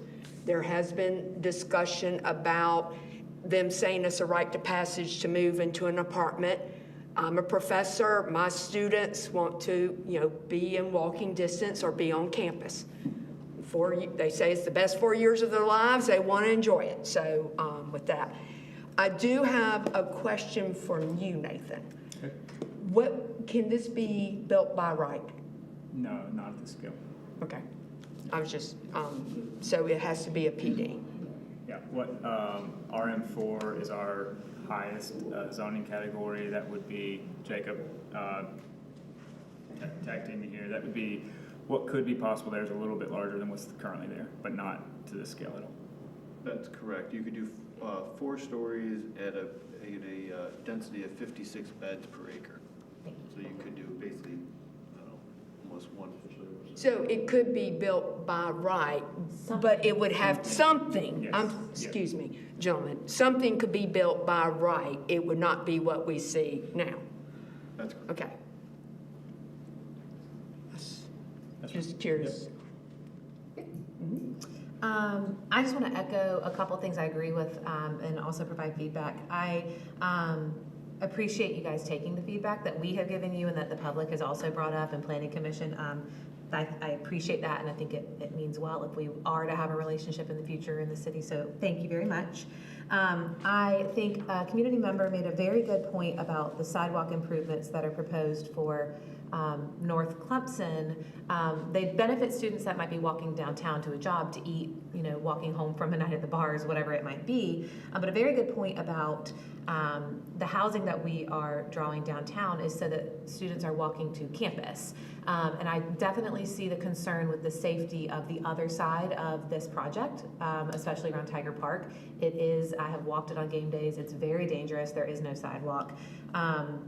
I don't know if there is a reason, if there was, you were directed to that because of the neighborhood wanting improvements, but I think that improvements to get folks onto campus might be a better route to go with the sidewalks and water lines, but especially harping on the sidewalks on that side of things to get folks to campus was a great point brought up by, I think, somebody who lived on Strawberry. Sorry, I can't read my own handwriting. I also echo the importance, and I gave this direct feedback to you guys about a bodega style.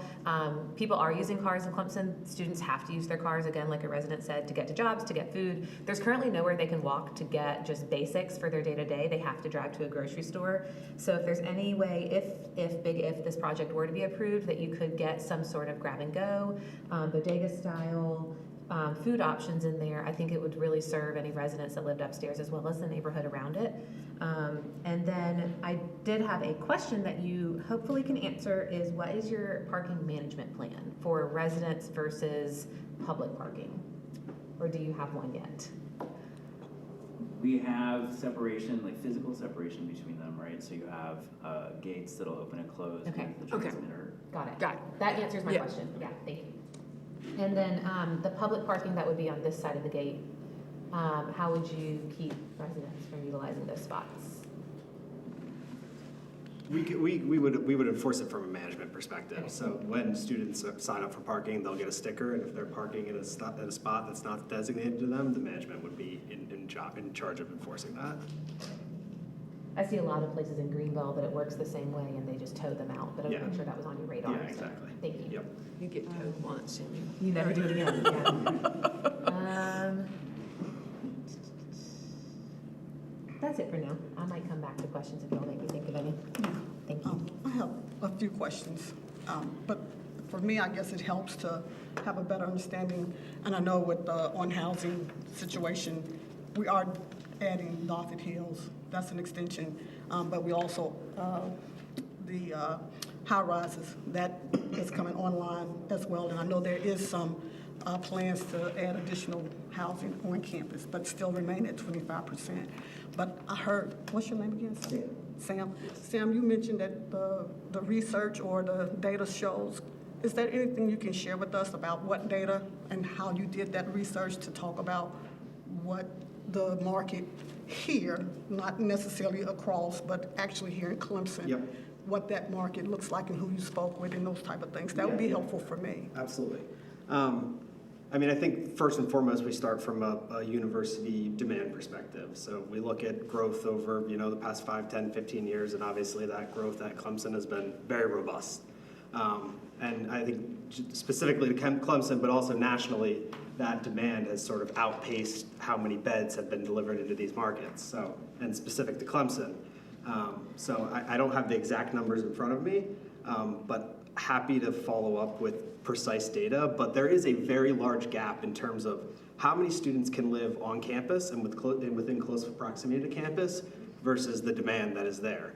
And I think it's shown in the pre-leasing data and honestly some of the rent growth that's happened downtown. But also across the whole Clemson student housing market. Today we look at it from a purpose-built student housing perspective. So life safety, management, like all these things are very important to us. And we find that the parents also value these things. So when you look at purpose-built student housing in Clemson today, there just aren't enough beds for the students. That's just a fact. I think it's probably in the 50% range, and I'm happy to follow up with exact specific data.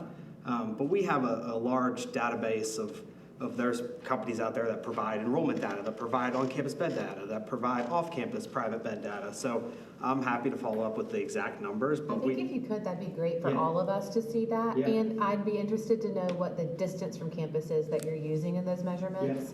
Like what you're defining as walking distance and things like Absolutely. that. And I would also like to know if we know those are students at Clemson, because we also have other institutions here, and they may also be other students in different areas, or they may just be college-age students. They may not necessarily be students. So that would be also helpful. And my other question too is, there is current housing there, RM4, correct? Less than 15 years old, so about 11 years. Why are we deciding, what is it about that particular, that you want to tear that down and rebuild, when we do have that already there and it's walkable for those students or whomever may be living there, can utilize that space? And so I'm just trying to understand the why. Yeah. I mean, I think from it really comes down to, for us, I think highest and best use. It's obviously the highest and best use of the site in terms of maximizing how efficient the site can be for the students in the surrounding area. Obviously, Michael can comment on some of the architectural components of that, but for us, there is only 96 beds there today, and in retrospect, it's really just not enough beds to house the demand that it comes from the university and from the students. I think also it's driven by the comprehensive plan and the location within the comprehensive plan, and that this is sort of identified as a grow at the seams area.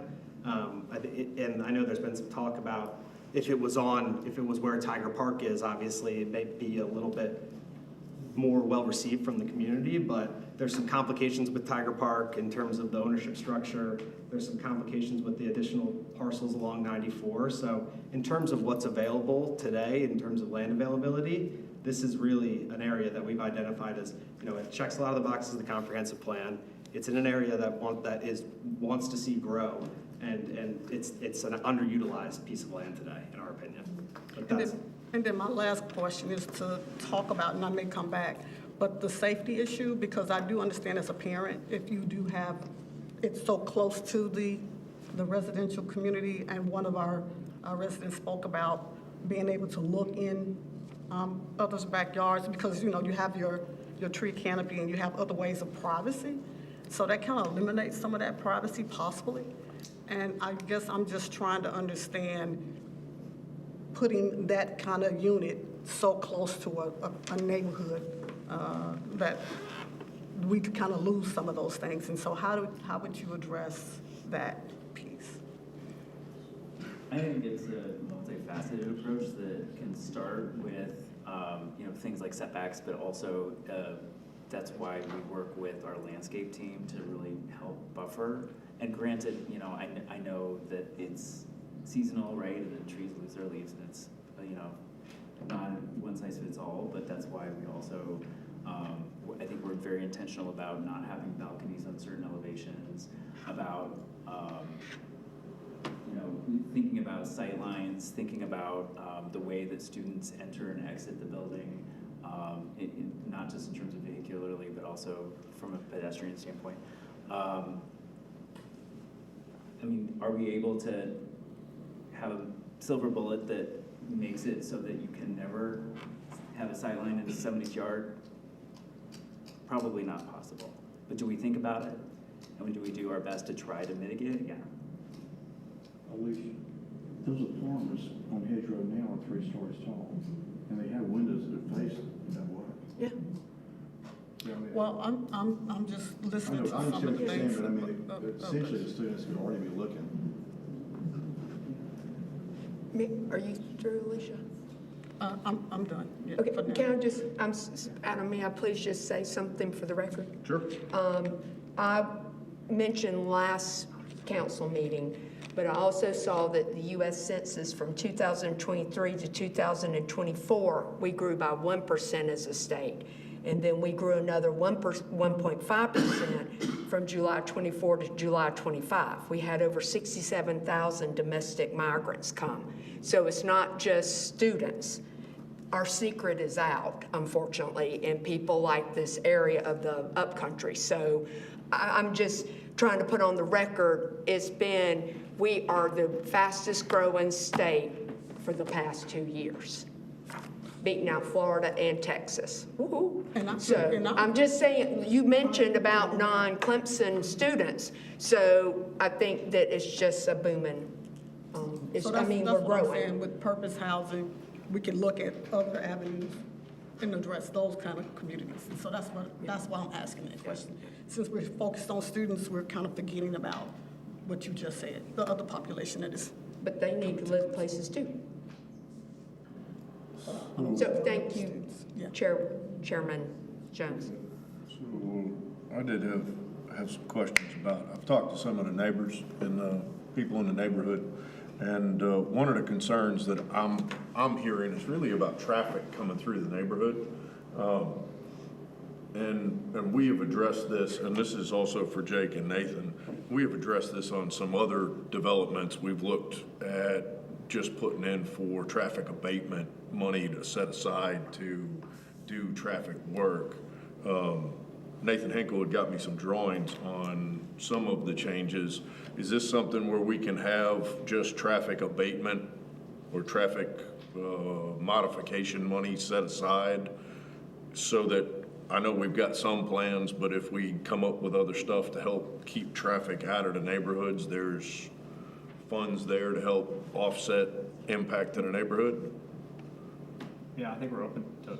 Yeah, and I think that's what we did with Soapworth. The way we structured that was, it was not, this is gonna happen. It's, here's some funds and we are gonna perform some work on the roads to restripe or redirect or try and keep some of that traffic from trucking up through the neighborhood. You can't beat the GPS, but you can at least try and make it so that the cars go where they're supposed to go. Yeah. And I think that's one of the bigger fears I'm hearing is about the traffic cutting through the neighborhood. If we could drive them to 93, it's ideal, but we might need some other stuff on Wigington and North Clemson. I think we need to expand that. I think we need to look at parking too. Yeah. If we're gonna look at it all, we need to look at it all. Mhm. 'Cause I mean, we got Would that be something you guys are copacetic with? Yeah, it's definitely an avenue we can explore, yeah. Good.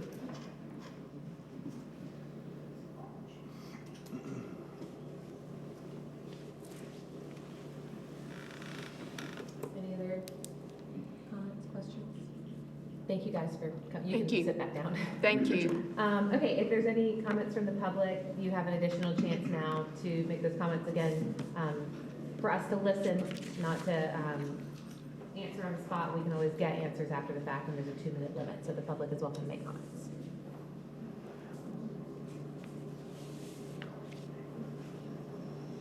Yeah. You come up here.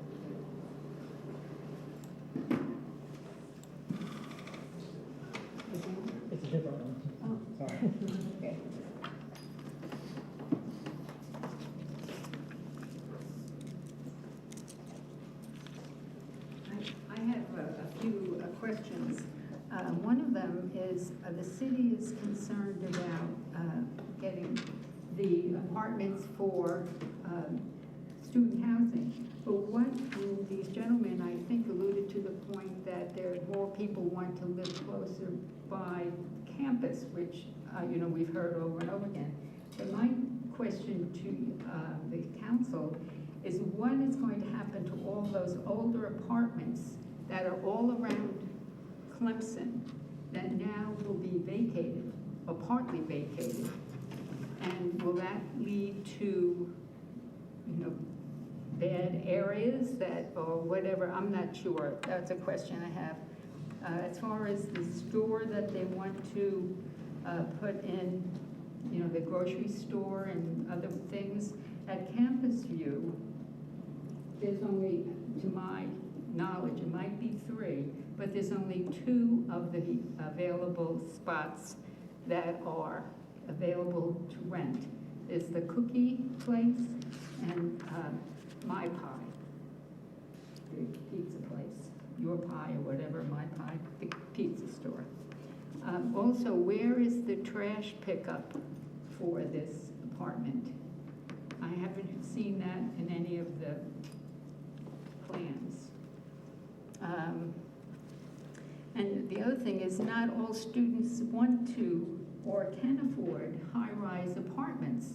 The apartments that are there now are probably more affordable and are offering a different lifestyle that people, not everybody wants to be in a high-rise apartment. So this is giving the opportunity for people to have different choices.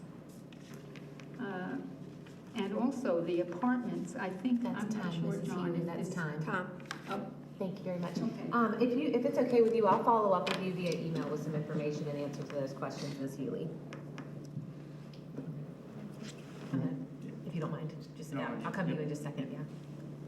Are there additional comments from the public?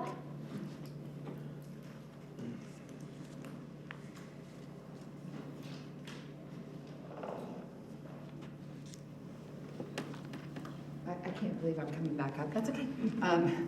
My name is Cece Bates. We live at 149 Folger Street.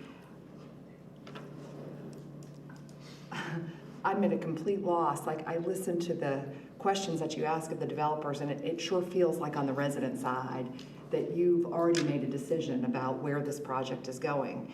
So as much as I go through the neighborhood and try and say, come out about this project, I feel like I could have gone to the gym tonight and eaten dinner, all the things that the residents in our neighborhood feel when we come about these projects. I feel a little guilty. I probably haven't come out and supported the Riggs side of the neighborhood because it just, it seems like it makes sense to be on College Avenue and on 93, but this is right in our neighborhood.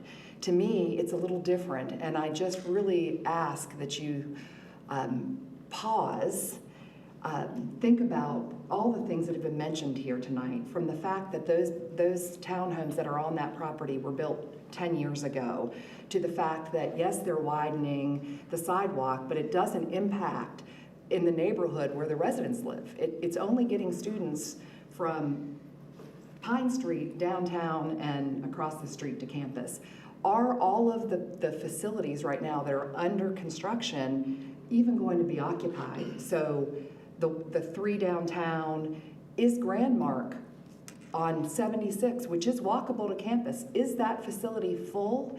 And the community space in these buildings, can we just really be honest that it's not used in the way that engages the community? It's really serving the people that are living in this building. So I just ask that you pause, wait 5 years, let's see what happens with the enrollment, with what happens with higher ed and the changes that we're about to experience. And thank you for taking time. Thank you, Ms. Bates.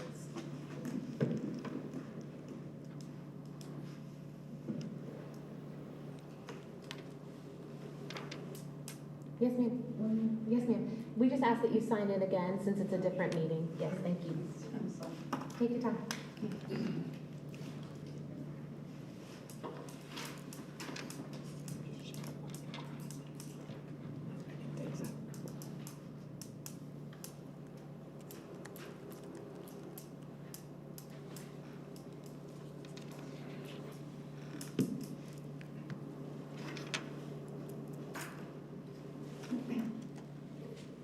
I'm Judy Ferry again, and I want to thank y'all all. I know what a horrific job you have. I know what horrific job the planners have had measuring and figuring all this stuff out. So you're appreciated. And I asked Mr. Wolf last time during the planning meeting why he said at one point in the first planning meeting that there are enough beds in Clemson. And Mr. Wood said he doesn't remember saying that, and he thinks it must have been taken out of context, which is probably, I mean, I'm not doubting that. I'm just saying, is there any way that we could see, I know it sounds very elementary, but is there any way there could be signs in front of these high-rises and in front of these apartment buildings showing the vacancy and showing the occupancy at the beginning of the year and during the middle of the year and so forth? It's just hard for us to comprehend that in our little tight neighborhood, which it is, it's tight, it's more dense than we seem to think it is, but is there any way we can find out why all these pushes to get more building in Clemson? Why not? There are acres and acres of college land. There's acres and acres of other land in Pickens County. And Pickens County has sent representatives to our houses and neighborhoods saying they're really resenting the kind of push that Clemson's putting on Pickens. So I just think, you know, like she said very eloquently, just give it more thought. Maybe this is not the thing to do. Thank you. Thank you very much.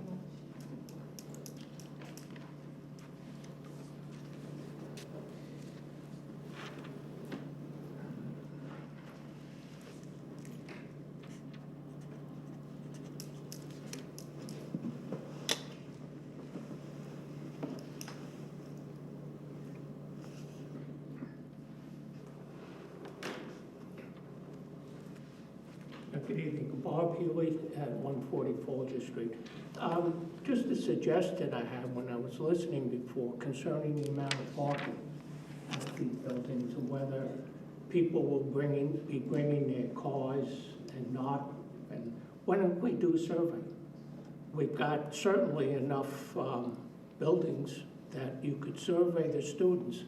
X number of students, they have Y number of spots, what percentage of those spots are being in use, and how many students are bringing their cars and parking somewhere else. Easy. Then we would be able to know just what exactly the situation is, instead of everybody supposing that there's too many cars or they're parking off campus or whatever else.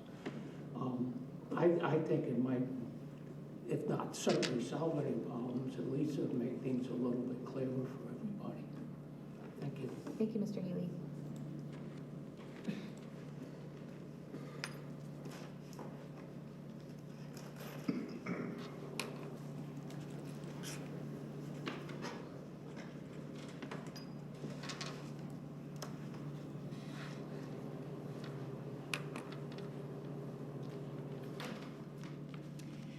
Donna McCubbin, excuse me, 304 Edgewood Avenue.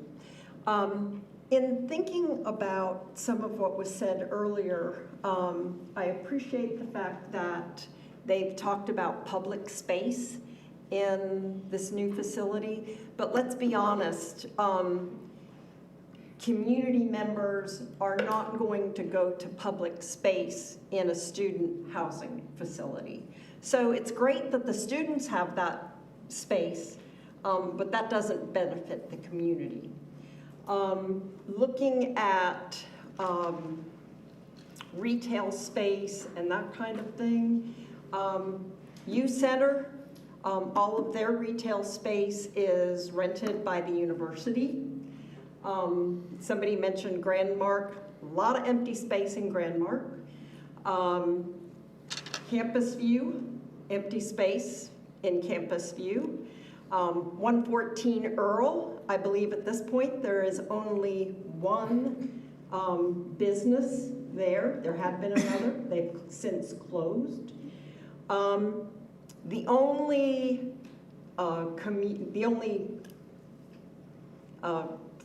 development that has successfully filled their space is Bixby. Now, I have no idea what the difference is, why Bixby has been able to do that and the others have not.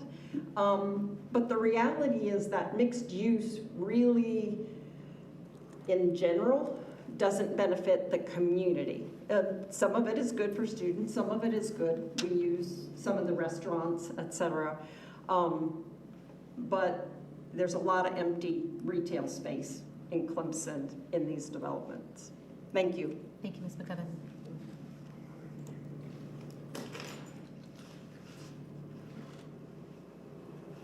Any further comments?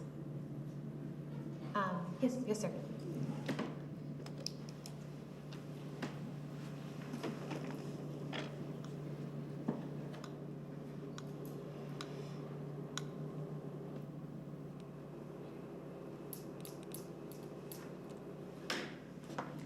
Again, I'm Chris Eliezer, 115 Folger Street, and I'll echo what I heard. It sounds to me like a lot of decisions already been made at this level, which kind of hurts me, especially since I brought my case earlier about encouraging you to listen to the ones that voted you in. And if there are those that support the project, let them come forward and speak their piece, but make sure they're registered voters or citizens in the city of Clemson when you do listen to them, or business owners as well. They should count as well. I heard a comment a few minutes ago.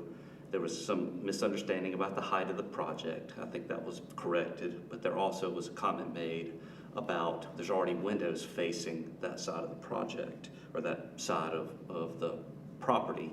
And I pulled it up on Google Earth because I live right there again. The windows that are there now it's roughly down one level. So when you're looking, and if you're at Hedgerow, you're basically looking into the second floor, not the first floor of what would be butted up against the sidewalk of the future sidewalk of that project. Also, just measuring in GIS, the current building that's there now is approximately 80 feet off of edge of pavement from the closest side of Hedgerow Lane to those buildings. So I think it is important to understand the facts and not just assume that just because there's a window, that a window is a window, that there is going to be a difference. Thank you. Thank you very much.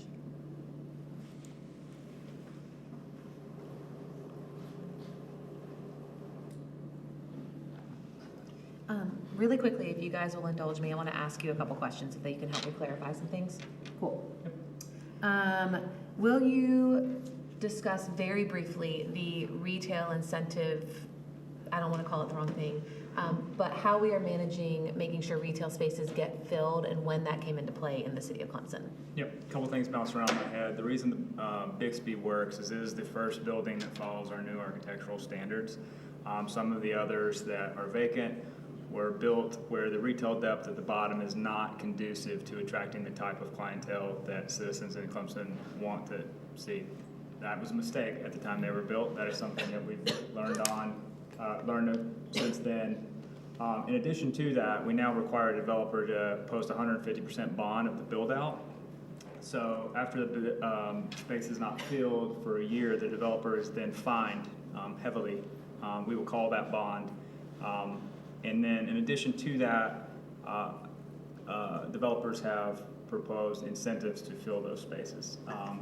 And we're also, to address some of the concerns here tonight, working through some legalese to try and determine how we could potentially do that retroactively for these spaces that are unfilled. The reality is that in Clemson, we still maintain a less than 10% non-vacancy rate, which is great. But the ones that are vacant are visible, and we're aware of that, and that's something we're trying to address. You answered my second question with the less than 10% empty. I think that hits on both the questions I had, so thank you very much. Any other comments or questions from you guys? Sorry. I can probably clear up two things. Yes, really go quick. ahead, sorry. The trash pickup is in the parking deck off of Pine Street. Am I correct? It's a loading dock off of Yep. Pine Street. Loading dock there. Yes. And Ms. Ferry asked about the older areas in town. I think that's a genuine concern and something important to address. Just in the past week, we've seen some older areas that were once thriving student apartment complexes, developers, either the owners of those properties or new developers that would like to purchase them, to condo them out, to sell for single-family residences. We have 2 of those currently before us. I know this is an unpopular thing to say, but locating beds near campus creates a vacancy chain where you have some, say, apartments in the last 10 years become middle of the road, and then so on and so on and so on until eventually rents are lowered. And we have to keep in mind that, yes, there are students that can afford bedrooms like the ones we're talking about, and there are plenty of students that can't. So that vacancy chain is important, not only for students, but for non-students. I won't throw out an example, but one of the most popular complexes when I was in school at Clemson is now a thriving townhome area for families. So we know this is, we've been saying this, we see it in real time. I know people don't like to hear it or don't believe it always, but we're seeing this happen. So the rent's lower until eventually they will come on the market as condo units. And that's exactly what we want to happen, because that opens up additional homes for families who cannot afford the buy-in in some of our downtown and other neighborhoods around town that are quite expensive to live Well, in. an example, not in the city of Clemson, but the University Village, those are now individually purchased and owned, and I was student housing that I lived in 12, 13 years ago, or Issaquena Trail, things like that. So you do see it happening. Well, those I don't want it to remain. They were always individual. Right, but they were student-driven, and now They are were, open. yeah. They were individual, but they were student-driven, yeah. I think sometimes when you show up to planning commission and I go on a tangent like that, it seems theoretical, but we are witnessing it in real time. So that is what it is. Thank you. And I'd just like to make a comment. I apologize if it sounds like we've made up our minds. Yeah, that is never our case. intent. No. And I hate that we made you feel that way, so I'm sorry. Our questions are always driven to, if it's approved, how do we make it the best? But that by no means that we have made our minds up. So we'll, lesson learned, and we'll be cognizant of our words. Yeah, absolutely. I promise you that. But thanks for calling us out, and we'll learn our lessons. And you also need to understand that we spend a lot of time among ourselves in meetings talking about different projects. And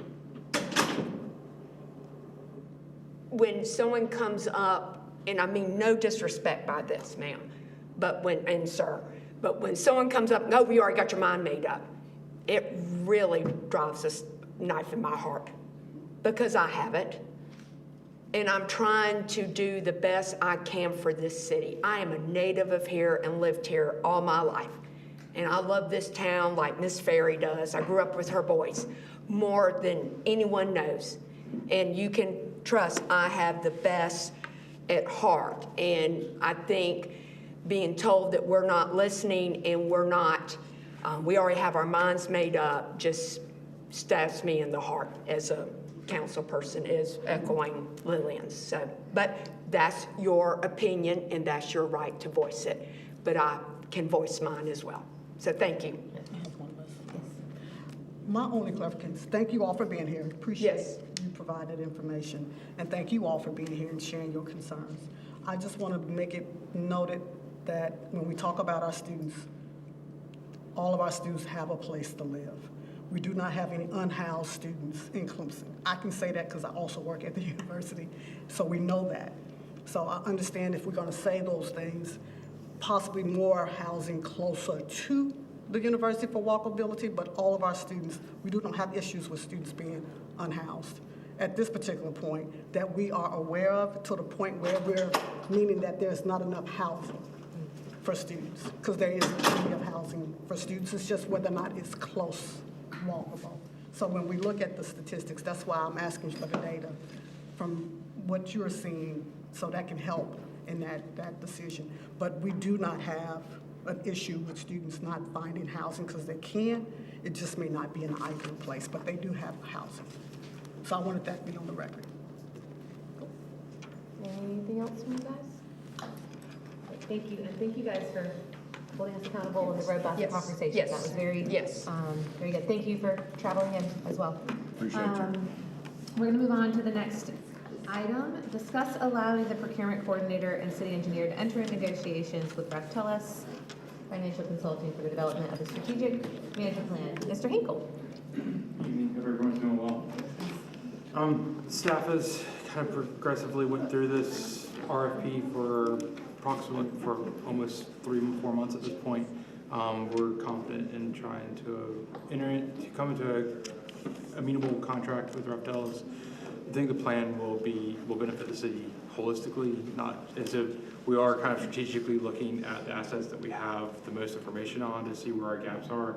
But then the goal would be is to broaden this out to every department of the city. Questions, comments?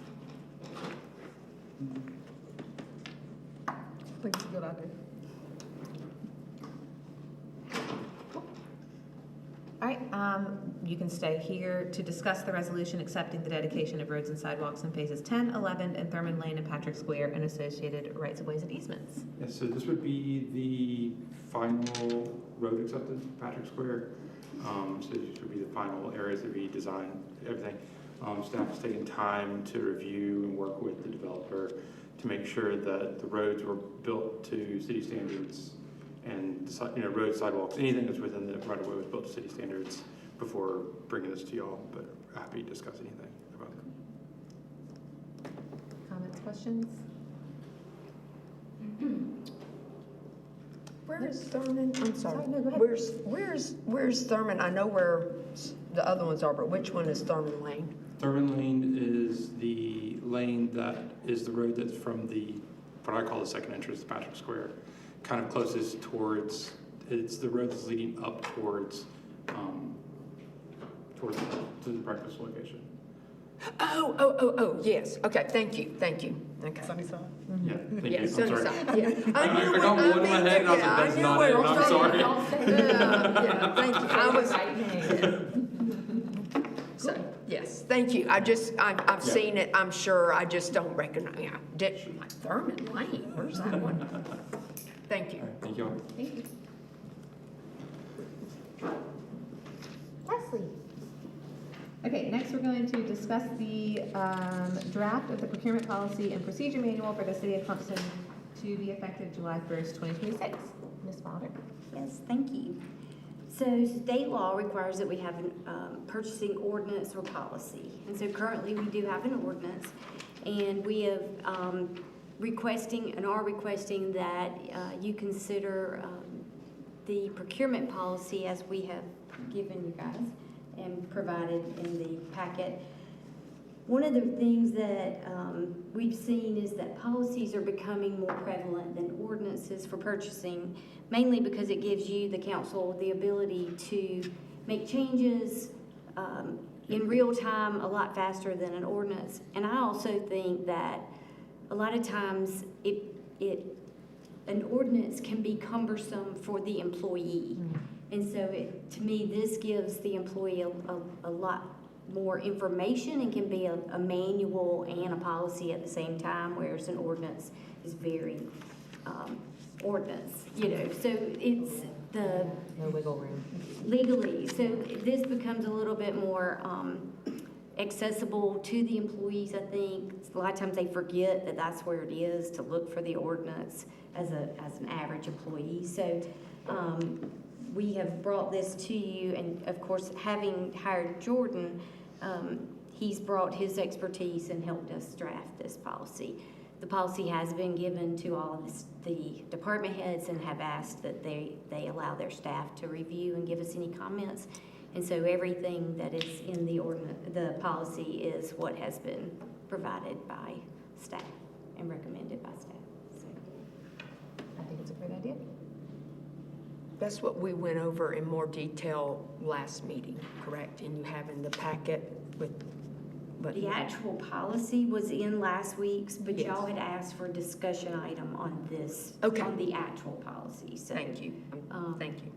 I just wanted to be sure, and again, Jordan's here if there are any questions. Just to confirm, this would allow if changes needed to be made, you don't have to come to council to change ordinance. Staff, department heads could make changes to, sorry. You said ordinance, but you meant policy. Yes, I meant policy, apologies. If changes needed to be made to policy, department heads could just do that without having to come to council, or how would Not that work? department heads, and Andy can jump in as well, but you wouldn't have to have basically three meetings to make a change, because in an ordinance, you have to have the two Right. readings, and a policy could be brought. If it's minor changes, that would be something that, We would definitely bring changes to a procurement policy to city council, but if you're talking about discussion in one reading. Okay, I'm just making sure that this is actually gonna make it easier to use. and this, what's making it easier is the fact that we are adjusting the levels, because we were stuck in. Sure. Like, I mean, things have changed, prices have increased. Yeah. This gives flexibility and approval levels a little bit more to each, and it frees up some of our administrators to. Good. Okay, so it is making life easier for you Yes. guys. Okay. Okay. That's yes. what I Ding, care ding, about. ding. Yeah. Well, and that was a point I had, was I knew that this was a high priority when we were going through FY26 budget, that staff had asked that we review and take a better look at policies for purchasing. So. We're pretty much all programmed now when we're looking for a policy to go to the shared drive. This would be under finance forms, and there's your procurement. Easy access, all that. Cool. Right. Good. Any more comments or questions about this one for Leslie? Okay, great. You also are going to discuss the purchase card policy and manual for the city of Clemson to be effective July 1st. Absolutely. So council did approve the purchasing card program, and we have spent the last, almost 8 or 9 months with a small group of employees who have been using the cards, mainly so we can see how the Bank of America system works, because it is a whole new change, because we have access to be able to change people's credit limits on the fly, add people, cancel or pause a card, on the fly. This gives the employees a lot more flexibility when they need to travel, or if like something happens and we need to make some big purchases, say like Helene, we happen to have that situation, we could up credit limits on the fly with approvals, for sure. For sure. Oh, yes. So everything about the system makes it a lot more, I don't know, to me, it's more accessible for everybody to see what they've spent. They can go online and look up charges. If something has hit their card, they can go see. Currently, our little credit card system that we have now, we basically have to wait till our statements get here to see what's hit. And this gives, you can see why your card was declined. So Sarah has helped us come up with our manuals on how to just use the software, and then each person will be responsible, or their department will be responsible for submitting all the documentation, and the reporting out of it is, and we'll be able to download transactions and upload for one entry compared to every card being every line item, everything somebody purchases. Life is easier. Yes. Oh, good. It is gonna be, we're excited. Good. Yeah. Good. So, Okay, good. but if there's any questions about the policy in the manual. Questions or comments? Thank Thanks, you. Leslie. Thank you. Moving on to staff reports. Andy? Tomorrow, me, Chief, Nathan, Alicia, and Lindsay will be joining Mayor Halfaker in College Station for the International Town and Gown Association Conference, and we'll be returning on Friday evening. And I'm extending y'all an invitation on Wednesday at noon to go out to Public Works to attend the Public Works Appreciation Day luncheon up at the shop. So if you can break away, please join them. That's all I have. Sir? Behave yourselves in College Station. Yeah. And do not touch the death burger. The what? The death bird? Burger. Burger. Burger, as in hamburger. Sounds like, I was saying, that sounds like a challenge. Yep, they let them challenge it, they will come back with no taste buds. They'll be scorched. The appreciation this Wednesday? This Wednesday, yeah, we're not gonna be there. All right, moving on to policy action items. The first one, Nathan, consider the second reading of 2023 R01 proposed text amendment for rooftop canopy standards. Yeah, there have been no changes since the last presentation.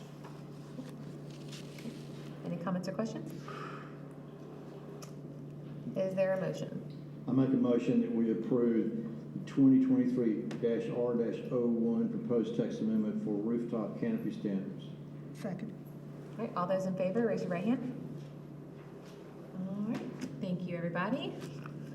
Next, we have considered the second reading of RZNE 000-529-2026, proposed map amendment of the parcel on Elm Street. Nathan, Again, there have been no changes since the last presentation. any comments or questions by you guys? Question, so with our most recent budget, we approved a zoning study that will look at comprehensively all our potential zoning changes, so we can take those things into account after the study. Certainly, you can. We will look at zoning comprehensively. We will continue to look at opportunities like this will still come before you in the meantime, I guess is the best way to say it. Yeah. Any other questions or comments? Is there a motion?